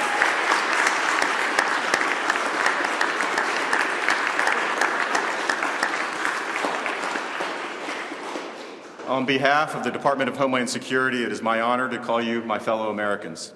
Mr. President, I want to again commend you for your dedication to the rule of law and for restoring integrity to our immigration system. Thank you for hosting such a patriotic celebration here at the White House today.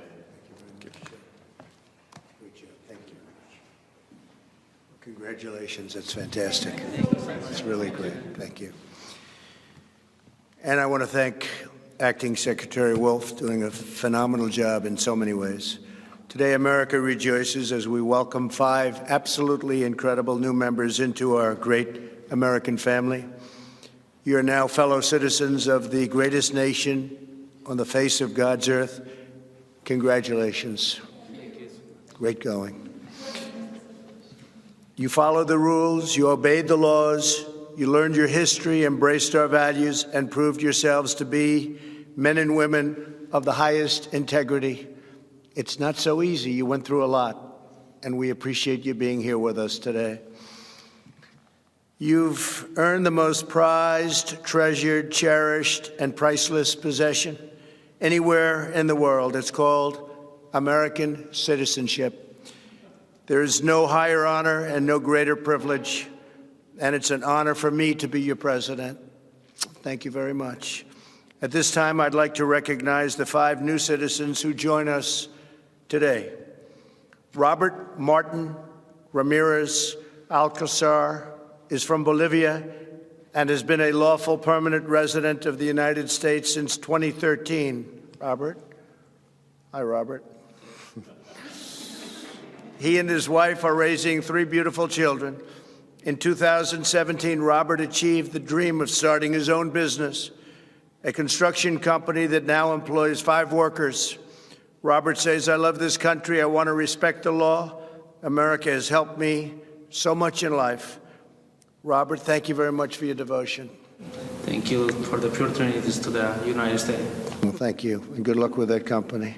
Soon you'll have hundreds of employees, I think, right? It will. Could happen. It will. Rima Gideon is from Lebanon and is the proud mother of 3 children. Rima speaks English, Arabic, and French, and earned a degree in psychology. In other words, she can figure me out. She now works as a daycare teacher in Virginia. Rima says, I feel blessed to be a loyal citizen of the greatest country in the world, a country that has given me the opportunity of a lifetime to realize my potential and my dreams. Rima, congratulations. It's really great. Thank you. That's very good. Thank you very much. I appreciate it.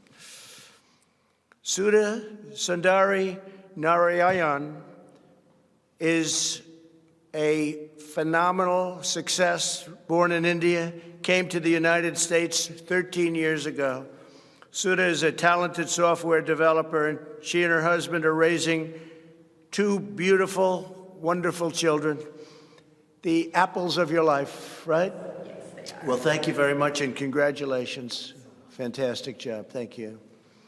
Nehmet Abdelzim Awal-Said is from Sudan, and that's a beautiful name, and has been a lawful permanent resident since 2012.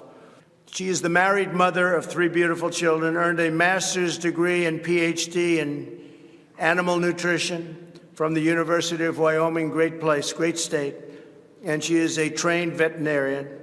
She's also worked as a substitute teacher for the Alexandria Public School since 2004. That's fantastic. Well, Divat, thank you very much, and congratulations. It's my honor to be with you. Thank you. Thank you very much. Salah Abdul Samad has been looking forward to this day since he arrived in the United States from Ghana in 2015.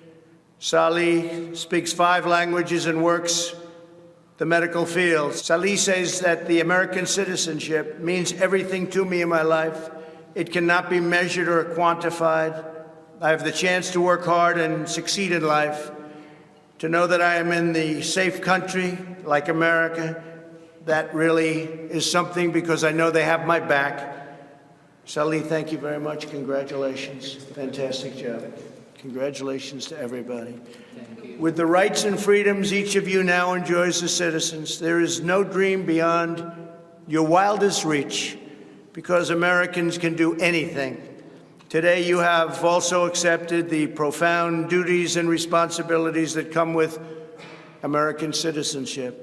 By swearing the oath of allegiance, each of you has entered a sacred and unbreakable covenant with our nation.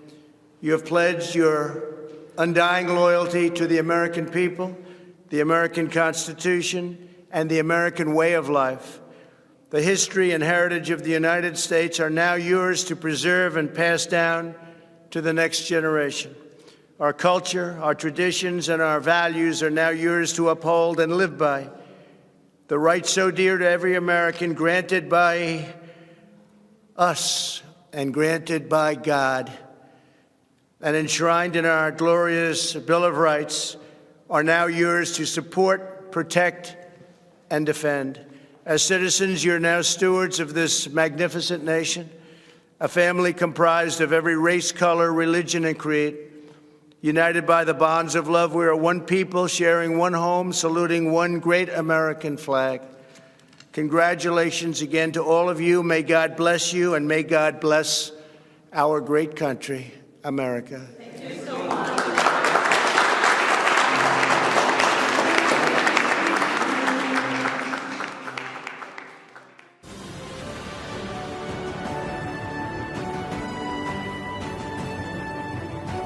Good evening, America.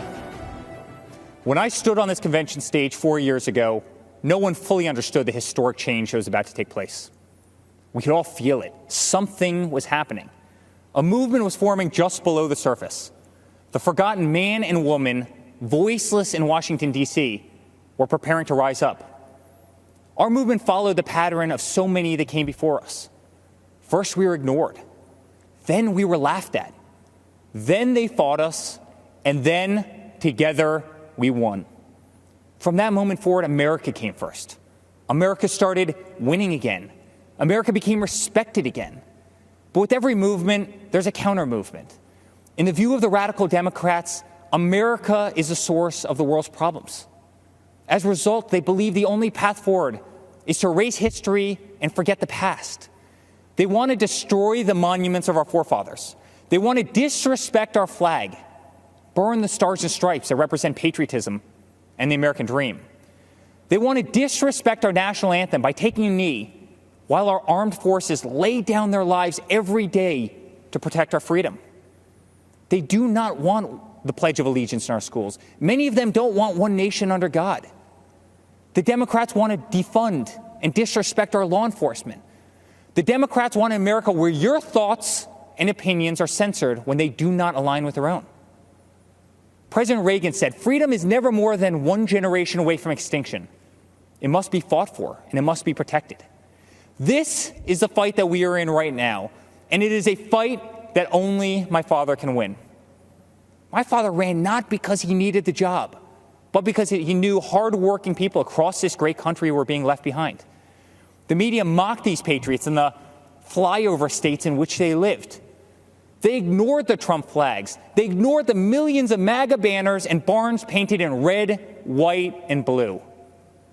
The silent majority had no one fighting for them in either party.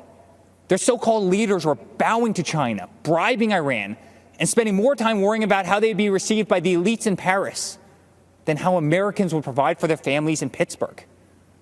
Our family lost friends, but it only pushed us to fight harder. My father pledged to every American in every city, state, and town that he was going to make America great again. And so began the Great American Comeback. Almost immediately, taxes were slashed, regulations were cut, and the economy soared to new heights, heights never seen before. Wages went through the roof. Unemployment reached the historic lows, especially for Black Americans, Hispanic Americans, and women. Trade deals were ripped up and renegotiated. Lights were turned back on in abandoned factories across our country. Trillions of dollars were repatriated back to the United States, which had been sitting in foreign lands for far too long. Once again, America became the envy of the world. And with that renewed strength came leverage. The president demanded that our allies pay their fair share for the defense of the Western world. My father rebuilt the mighty American military, adding new jets, aircraft carriers. He increased wages for our incredible men and women in uniform. He expanded our military defense budget to $721 billion per year. America was no longer weak in the eye of the enemy. The moment President Trump ordered special forces to kill some of the deadliest terrorists on the planet, the day the mighty Moab was dropped on insurgent camps, is the day America took a stance to never be defeated by the enemy. Al-Baghdadi, Soleimani, dead. Over and over, issue after issue, the economy, the wall, the military, trade deals, tax cuts, Supreme Court justices, VA hospitals, prescription drugs, school choice, right to try, moving the embassy to Jerusalem, peace in the Middle East. Never-ending wars were finally ended. Promises made and promises for the first time were kept. Most politicians spend their entire careers in Washington, D.C. and get absolutely nothing accomplished. For example, Joe Biden. Joe Biden is a politician who has been in government for 47 years. He's a career politician who's never signed the front of a check and does not know the slightest thing about the American worker or the American business, the engine which fuels the greatest economy the world has ever known. The same politician who has been a total pushover for communist China and someone who would be a giant relief for terrorists who now spent years running, hiding, and being taken out by the most talented military known to man. Joe Biden has pledged to raise your taxes by $4 trillion. 82% of Americans will see their taxes go up significantly. Biden has pledged to stop border wall construction and give amnesty and health care to all illegal immigrants. Biden has pledged to defund the police and take away your cherished Second Amendment. My father, on the other hand, delivered the largest tax cuts in American history, knows if you do not have a border, you do not have a country, and will always support law enforcement and your right to keep and bear arms. Every day, my father fights for the American people, the forgotten man and woman of this country, the ones who embody the American spirit, which is unlike anything else in the world. It built the New York City skyline. It built the Hoover Dam. And soon, under my father's leadership, it will send Americans to Mars. The American spirit can be felt in the majesty of the Grand Canyon, the shadows of Mount Rushmore, and the stillness of the air at Gettysburg. It can be seen in the wide-eyed wonder of every American child as they take their first breath in the greatest country the world has ever known.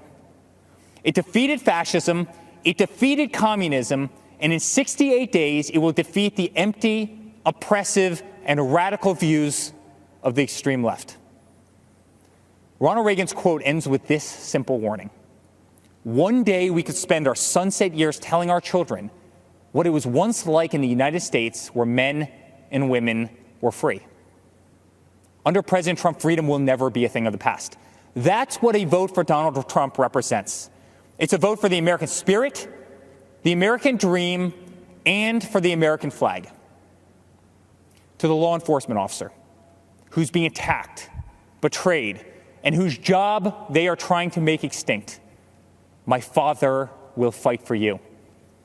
To all houses of worship and to all people of faith, stripped of our religious freedoms and religious liberties, my Father will fight for you.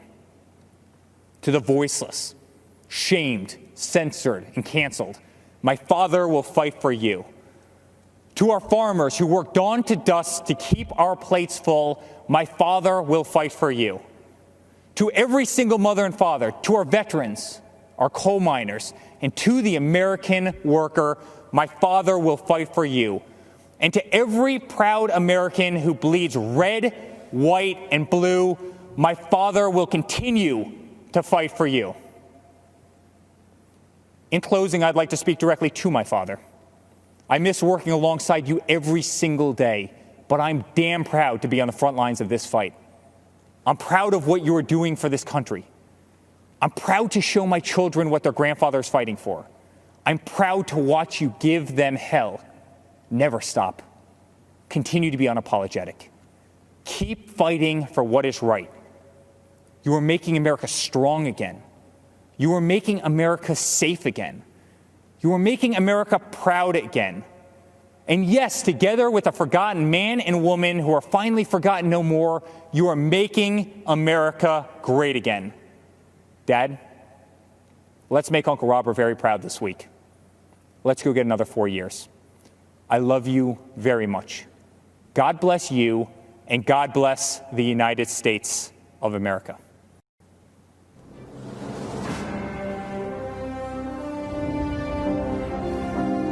We're going to build a future of safety and opportunity for Americans of every race, color, religion, and creed.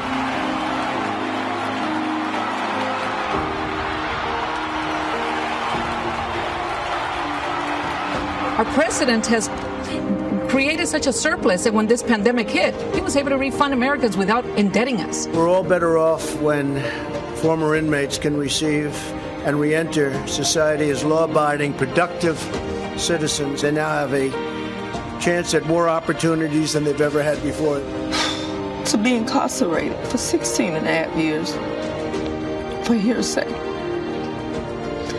I get emotional thinking about it. It's a feeling that I can't describe. When people say we're oppressed here in the United States, how? Right now, this country, for me, is the last beacon of hope and opportunity. If America falls, the entire world falls. Trump's pledge to the American workers definitely means a lot to me because I wouldn't be where I'm at today. I truly believe that my kids are going to look up to me one day. It's just tremendous what I could do, I guess. The forgotten men and women will never be forgotten again. You know, in Biden's America, there aren't opportunity zones. Here you have an administration that actually looks at how can government and private enterprise work together. As we fight to deliver a better future for all women and for all Americans, we remember the wonderful victory 1 century ago. And in the following November, the ladies appeared at the polls on Election Day by the hundreds of thousands. They had won their right to vote. Before the China virus set in, it struck our nation. Women had gained 4.3 million jobs, a record. The women's unemployment rate had plummeted to the lowest level in more than 65 years. And last year, over 70% of the new jobs went to women. And I will say we're coming back very strongly. We have the most opportunity. That's the American story, isn't it? That we have hope, that even though we're in dark days now, that the days ahead hold greater possibilities because of the opportunities that we've been given in our country. And we will make America great again.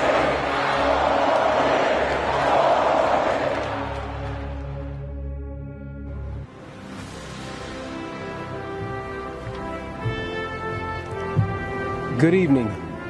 My name is Daniel Cameron. I'm 34 years old and the first African-American Attorney General in Kentucky history. It is an honor to be with you as a proud Republican and supporter of Donald J. Trump.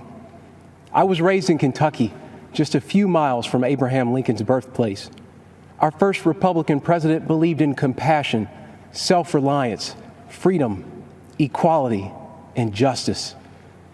Sadly, there are some who don't believe in this wisdom or in the better angels of our shared American history as they tear down the statues of people like Ulysses S. Grant, Frederick Douglass, and even Mr. Lincoln himself. Lincoln said, "Any nation that does not honor its heroes will not long endure." And for Republicans, our heroes are those who propelled an imperfect nation ever forward, always striving to make life better for everyone. Even as anarchists mindlessly tear up American cities while attacking police and innocent bystanders, we Republicans do recognize those who work in good faith towards peace, justice, and equality. In fact, it was General Dwight Eisenhower, a future Republican president, who said, "Democracy is a system that recognizes the equality of humans before the law." Whether you are the family of Breonna Taylor or David Dorn, these are the ideals that will heal our nation's wounds. Republicans will never turn a blind eye to unjust acts, but neither will we accept an all-out assault on Western civilization. My values were shaped by my faith and by my parents. I worked at their small coffee shop, meeting people from all walks of life. And I realized something. No matter who we are, everyone needs a cup of coffee. That lesson stuck with me because despite our differences, we all want the same things. For our children to have more opportunities than we did, to feel the dignity of work, and to believe that if you play by the rules, you can make a good life for yourself and your family. So the question is, will we choose the path that gives us the best chance to meet those universal desires? Or will we go backward to a time when people were treated like political commodities who can't be trusted to think for themselves? I think often about my ancestors who struggled for freedom. And as I think of those giants and their broad shoulders, I also think about Joe Biden, who says, "If you aren't voting for me, you ain't black," who argued that Republicans would put us back in chains, who says there is no diversity of thought in the black community. Mr. Vice President, look at me. I am black. We are not all the same, sir. I am not in chains. My mind is my own. And you can't tell me how to vote because of the color of my skin. Joe Biden is a backwards thinker in a world that is craving forward-looking leadership. There's no wisdom in his record or plan, just a trail of discredited ideas and offensive statements. Joe Biden would destroy jobs, raise our taxes, and throw away the lives of countless unborn children. And he is captive to the radical left, a movement committed to cancel culture and the destruction of public discourse. They believe your skin color must dictate your politics. And if you fail to conform while exercising your God-given right to speak and think freely, they will cut you down. The politics of identity, cancellation, and mob rule are not acceptable to me. Republicans trust you to think for yourself and to pursue your American dream however you see fit. Mr. Lincoln said the dogmas of the quiet past are inadequate to the stormy present. The occasion is piled high with difficulty, and we must rise to the occasion. I believe Donald Trump can meet Lincoln's mandate, even as Joe Biden remains trapped by his own failed record and by the radicals who dominate his party. Let's be honest, no one is excited about Joe Biden, and so I ask you to judge the record. On criminal justice reform, Joe Biden couldn't do it, but President Trump did. On the economy, Joe Biden couldn't do it, but President Trump did build an economy that worked for everyone, especially minorities, and he will do it again. And on immigration, Joe Biden promises more to illegal immigrants than he does to you. But President Trump believes his highest duty is to the American worker. The choice is clear. Let me close with something my mom told me. This country's many faces comprise a family, not separate parts to be divided against each other. And like any family, we care for one another. We grieve together. We share our burdens and our struggles, and we celebrate our successes. And though we fuss and fight, we are not enemies. We are Americans, united by a collective faith in our Constitution and laws and the fundamental fairness they represent. We are defenders of life and of individual liberty, and we carry the mantle of Eisenhower and of Reagan to be a force for good in this world, and one that must always be reckoned with. That's my Republican Party, the party of Lincoln, that believes America is an indispensable nation, an evergreen tree, standing tall in a turbulent world. And that's why I am voting for Donald Trump for president. Thank you, and God bless.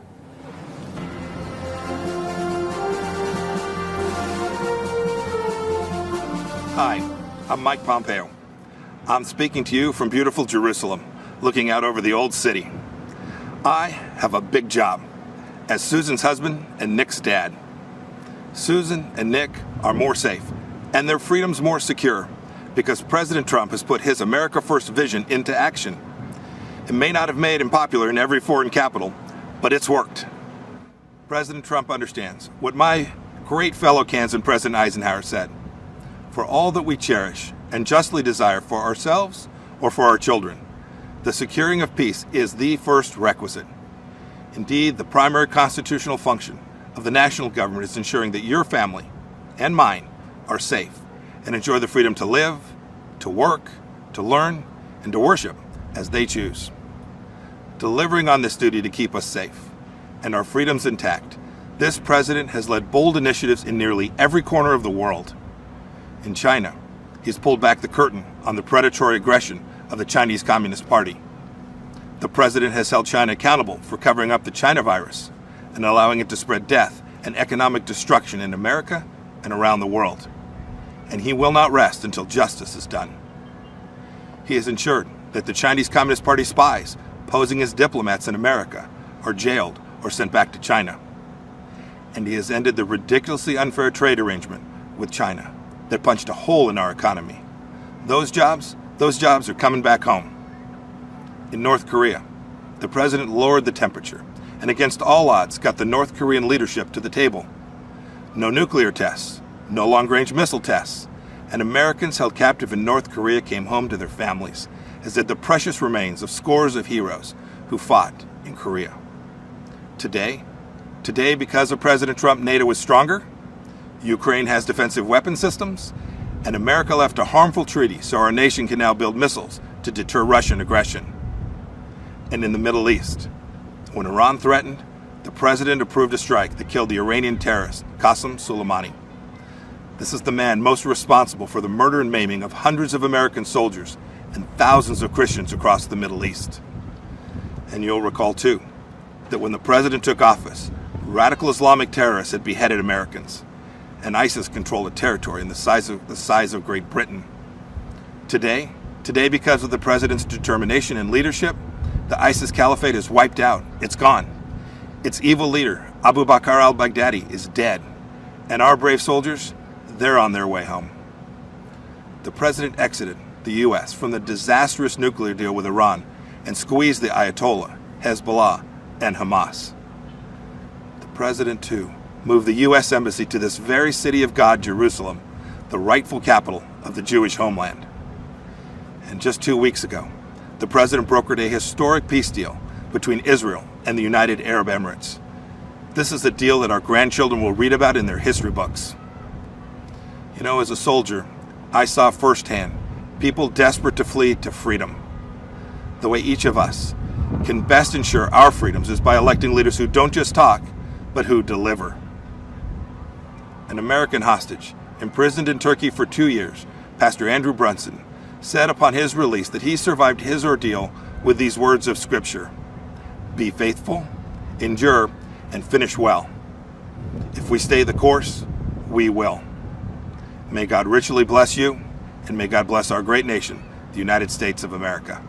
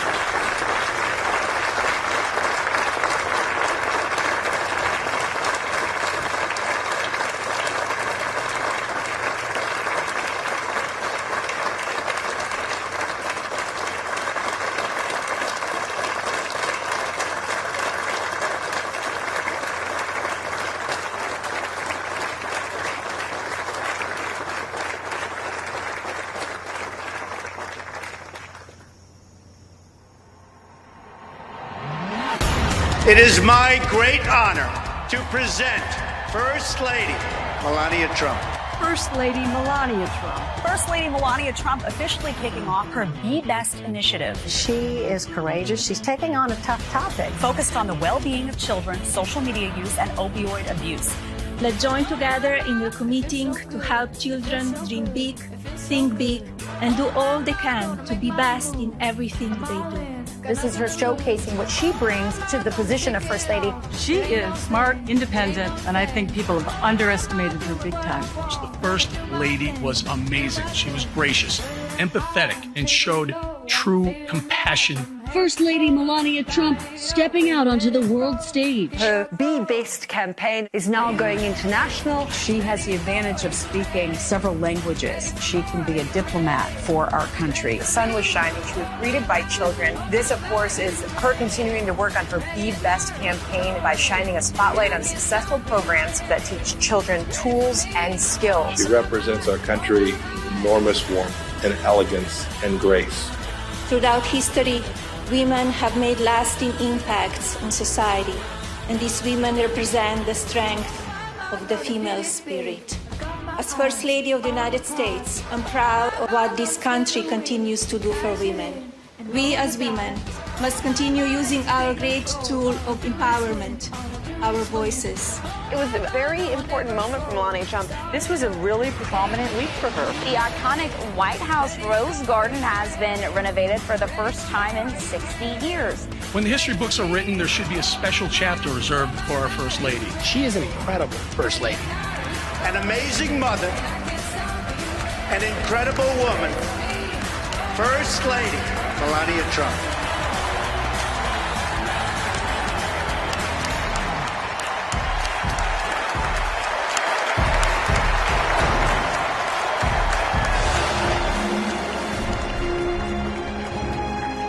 Ladies and gentlemen, please welcome the First Lady of the United States, Mrs. Melania Trump.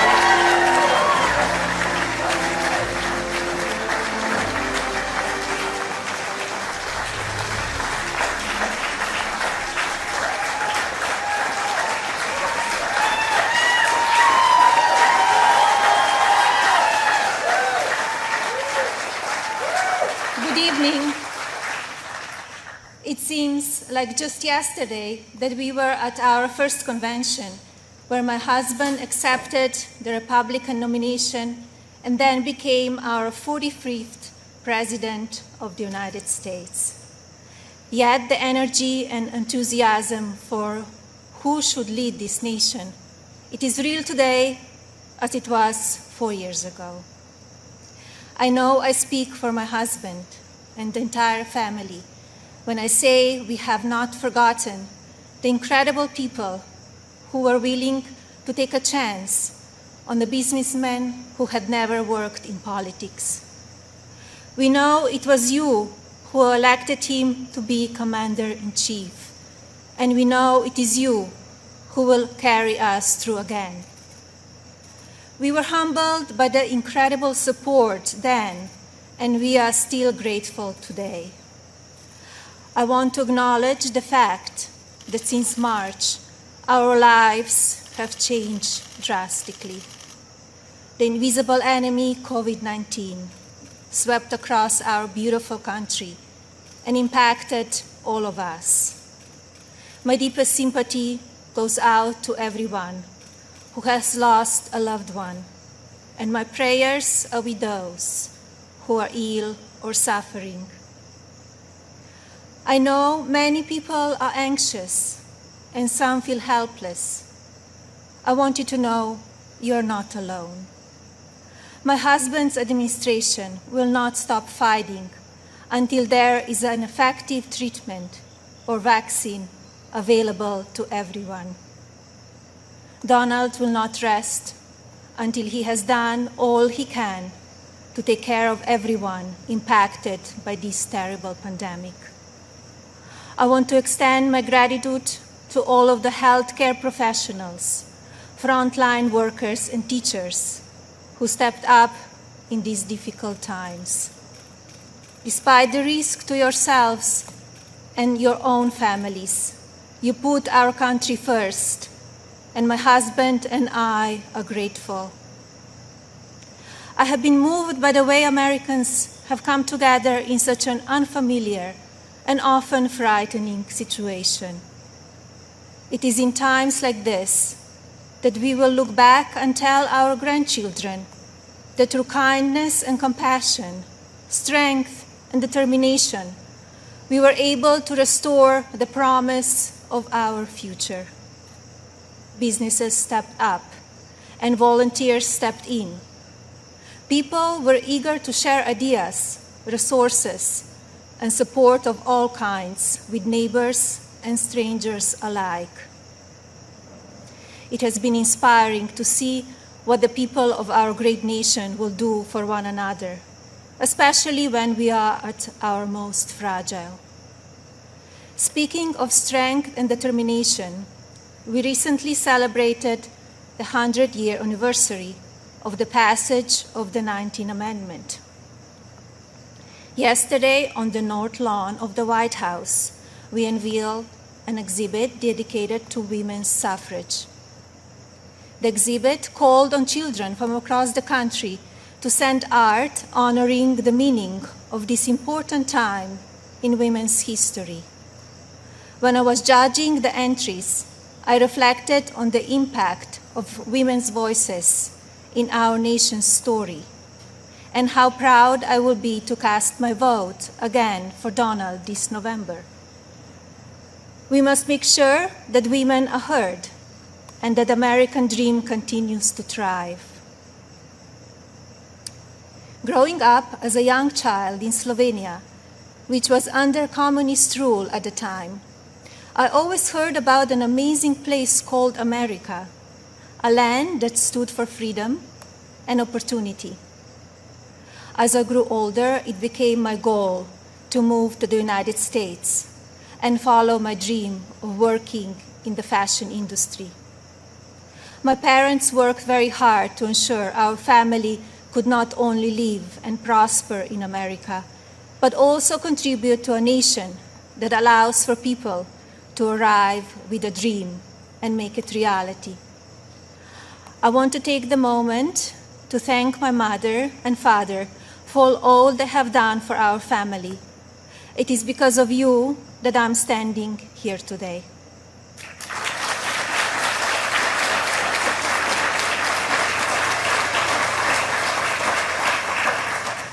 I arrived in the United States when I was 26 years old. Living and working in the land of opportunity was a dream come true, but I wanted more. I wanted to be a citizen. After 10 years of paperwork and patience, I studied for the test in 2006 and became an American citizen.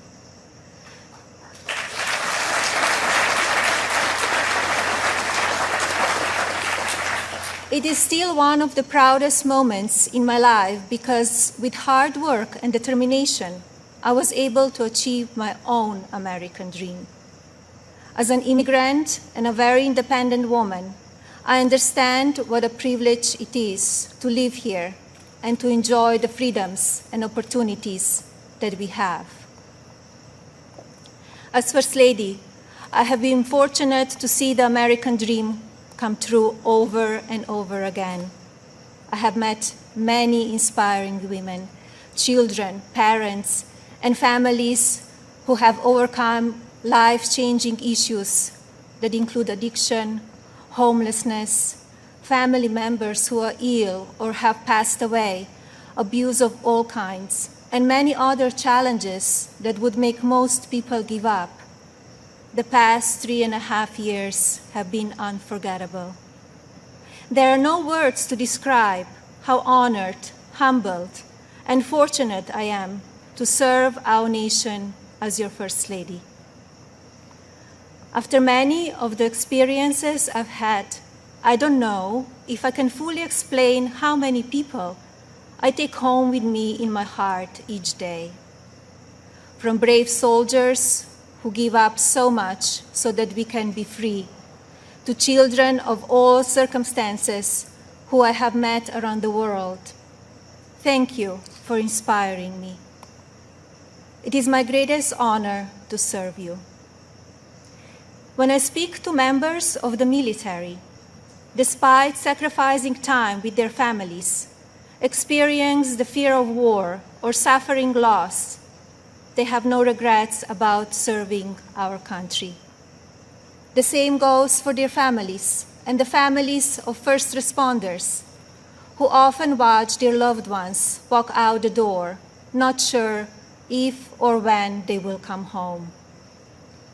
When I speak to families who have lost someone, the pain mixed with pride I hear in their voices is something I think about often.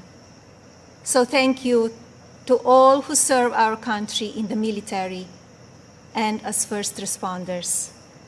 And thank you to the families who wait for them. You are our heroes in your own right. I have also been moved by the many children and families I've spent time with at hospitals, schools, and other locations around the world. Children who are dealing with pain or illness that would break even the strongest adult. Parents who are grateful to wake up every day and see that their child is still alive. These families are a testament to what faith and medicine, strength and science can do.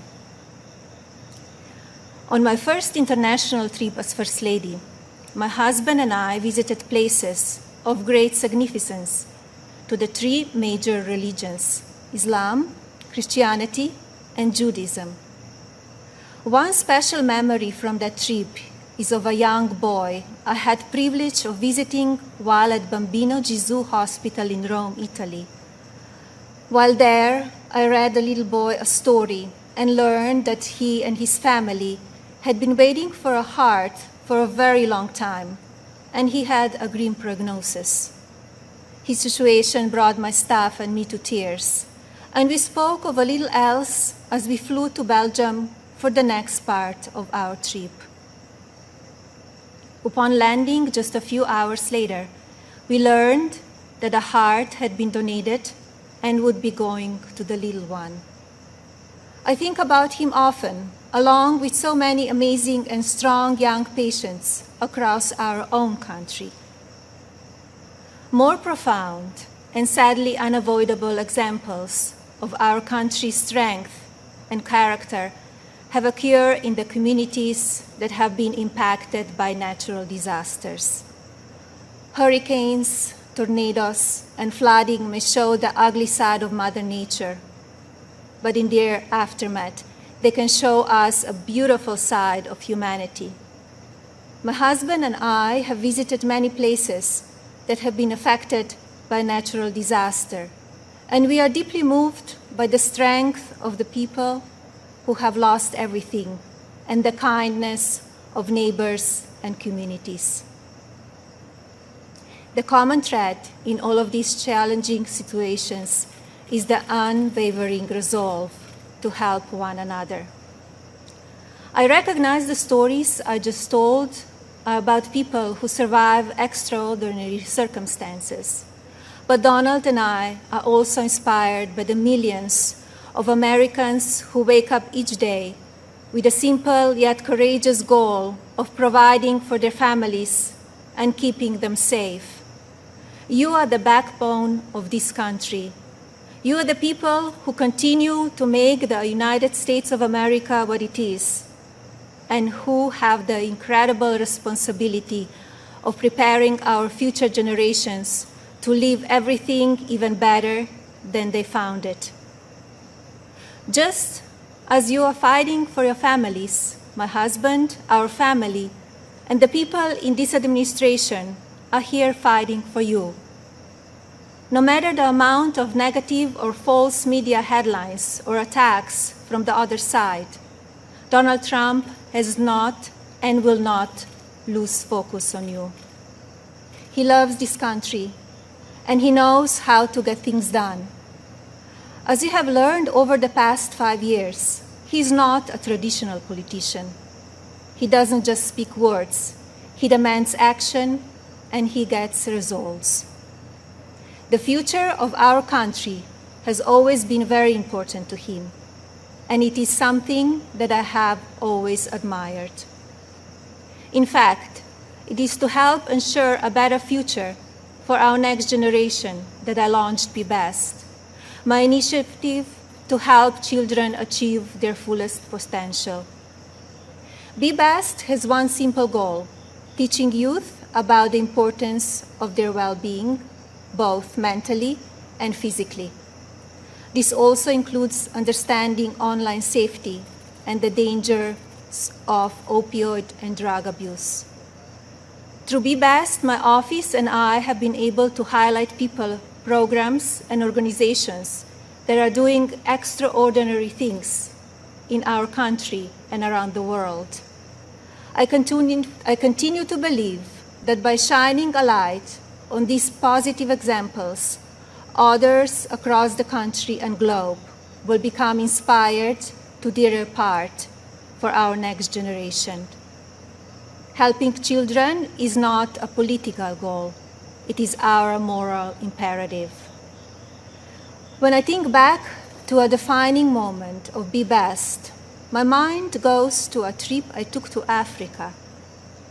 On that vast and beautiful continent, I was able to visit the countries of Ghana, Malawi, Kenya, and Egypt. One of those visits, in particular, had a profound impact on me.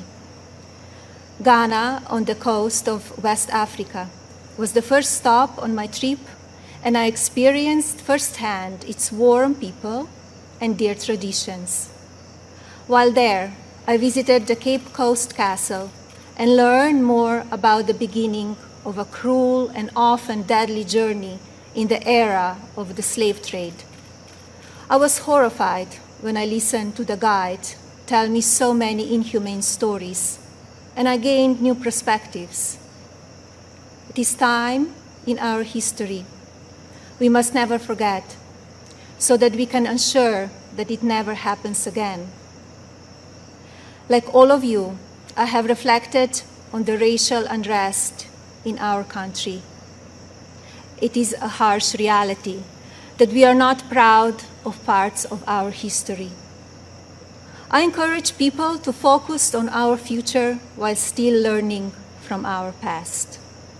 We must remember that today we are all one community comprised of many races, religions, and ethnicities. Our diverse and storied history is what makes our country strong, and yet we still have so much to learn from one another. With that in mind, I like to call on the citizens of this country to take a moment, pause, and look at things from all perspectives. I urge people to come together in a civil manner so we can work and live up to our standard American ideals. I also ask people to stop the violence and looting being done in the name of justice, and never make assumptions based on the color of a person's skin. Instead of tearing things down, let's reflect on our mistakes, be proud of our evolution, and look to our way forward. Every day, let us remember that we are one nation under God, and we need to cherish one another. My husband's administration has worked to try and effect change when it comes to issues around race and religion in this country. He is the first president to address a special session of the United Nations General Assembly, to call upon countries across the world to end religious persecution and honor the right of every person to worship as they choose. He has made substantial investments in our historically black colleges and universities. This president also continues to fight for school choice, giving parents more options to help their children flourish. My husband knows how to make a real change. From the day that I met him, he has only wanted to make this country the best it can be. For many years, I watched him grow concerned and frustrated, and I'm so proud to see the many things he has done in such a short time. America is in his heart. So while at times we only see the worst of people and politics on the evening news, let's remember how we come together in the most difficult times. And while debate rages on about issues of race, let's focus on the strides we have made and work together for a better tomorrow for everyone. Our administration has also devoted historic resources and produced life-saving results by raising awareness around opioid addiction and drug abuse, especially for children. When so often the headlines are filled with gossip, I want to take this moment to encourage the media to focus even more on the nation's drug crisis. This disease is one that affects everybody. It pays no attention to race, age, or socioeconomic status. Addiction has touched every part of our society in some way. And now, more than ever, we have programs and medicine to combat it. We just need to talk about it openly. And you, the media, have the platforms to make that happen. To the media industry and as a country, I ask that we all commit to helping in our fights against drug addiction by talking about it even more. Especially as we battle the COVID pandemic, we need to remember that suicides are on the rise as people who are struggling with loneliness and addiction feel they have nowhere to turn. Parents, please talk to your children. Teachers and caregivers, pay attention to signs of addiction. Lawmakers, pass legislation that allows those who ask for help to do so safely and without fear, and to provide resources for organizations that help people impacted by addiction. When the stigma is removed, people will no longer be ashamed to ask for help, and lives will be saved. And if you are struggling with addiction, there is no shame in your illness. Please seek help. You are worth it. In my next 4 years as First Lady, I will continue to build upon Be Best and work with individual states to pass legislation to take care of our most vulnerable. I plan to continue the work I have started with children in foster care, as well as the minority communities and tribal nations. I want to ensure children are being protected and communities have the resources needed to combat drug addiction and child neglect or abuse.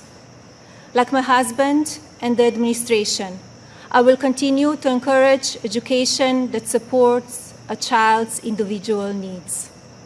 It is vital that children are given the building blocks to succeed.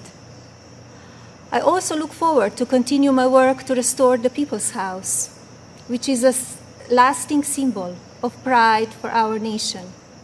I believe this iconic home needs to be cared for and preserved so it can be enjoyed by the people of this country and visitors from around the world for years to come.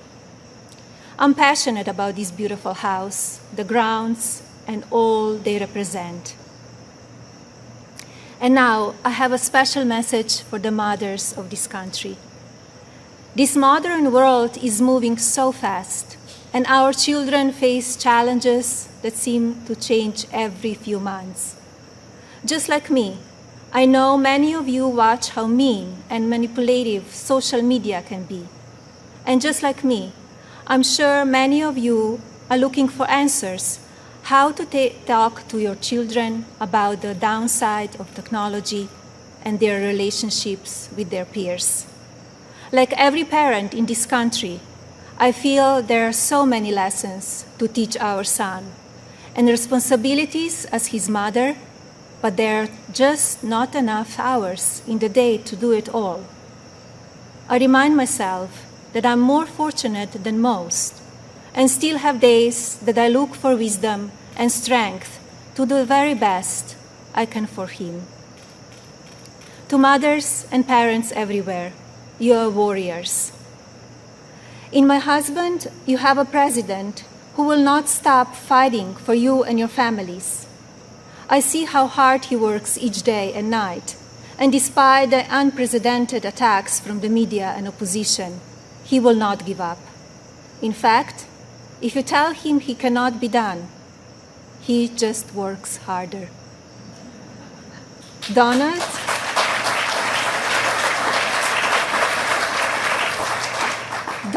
is a husband who supports me in all that I do. He has built an administration with an unprecedented number of women in leadership roles and has fostered an environment where the American people are always the priority. He welcomes different points of view and encourages thinking outside of the box. I know I speak for my husband and the family when I say we are so grateful that you have trusted him to be your president, and we will be honored to serve this incredible country for 4 more years.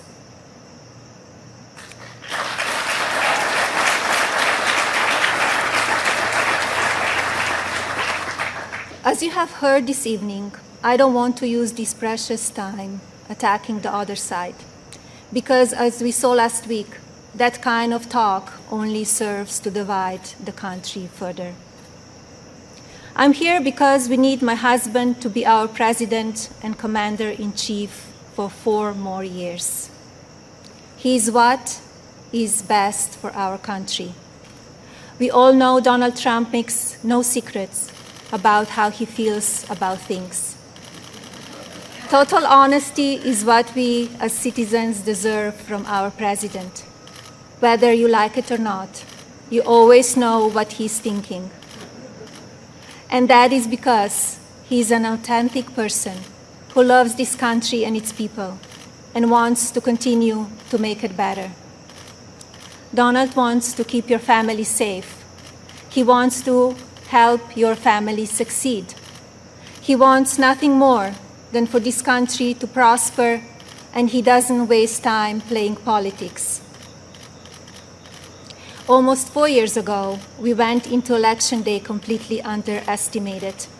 Despite what is being said again this year, I know, just as you do, that Americans will go to the polls and vote on the behalf of their families, our economy, our national security, and our children's future. To vote for those ideals is not a partisan vote. It is a common sense vote, because those are goals and hopes that we all believe in. I believe that we need my husband's leadership now more than ever in order to bring us back once again to the greatest economy and the strongest country ever known. God bless you all, your families, and God bless the United States of America.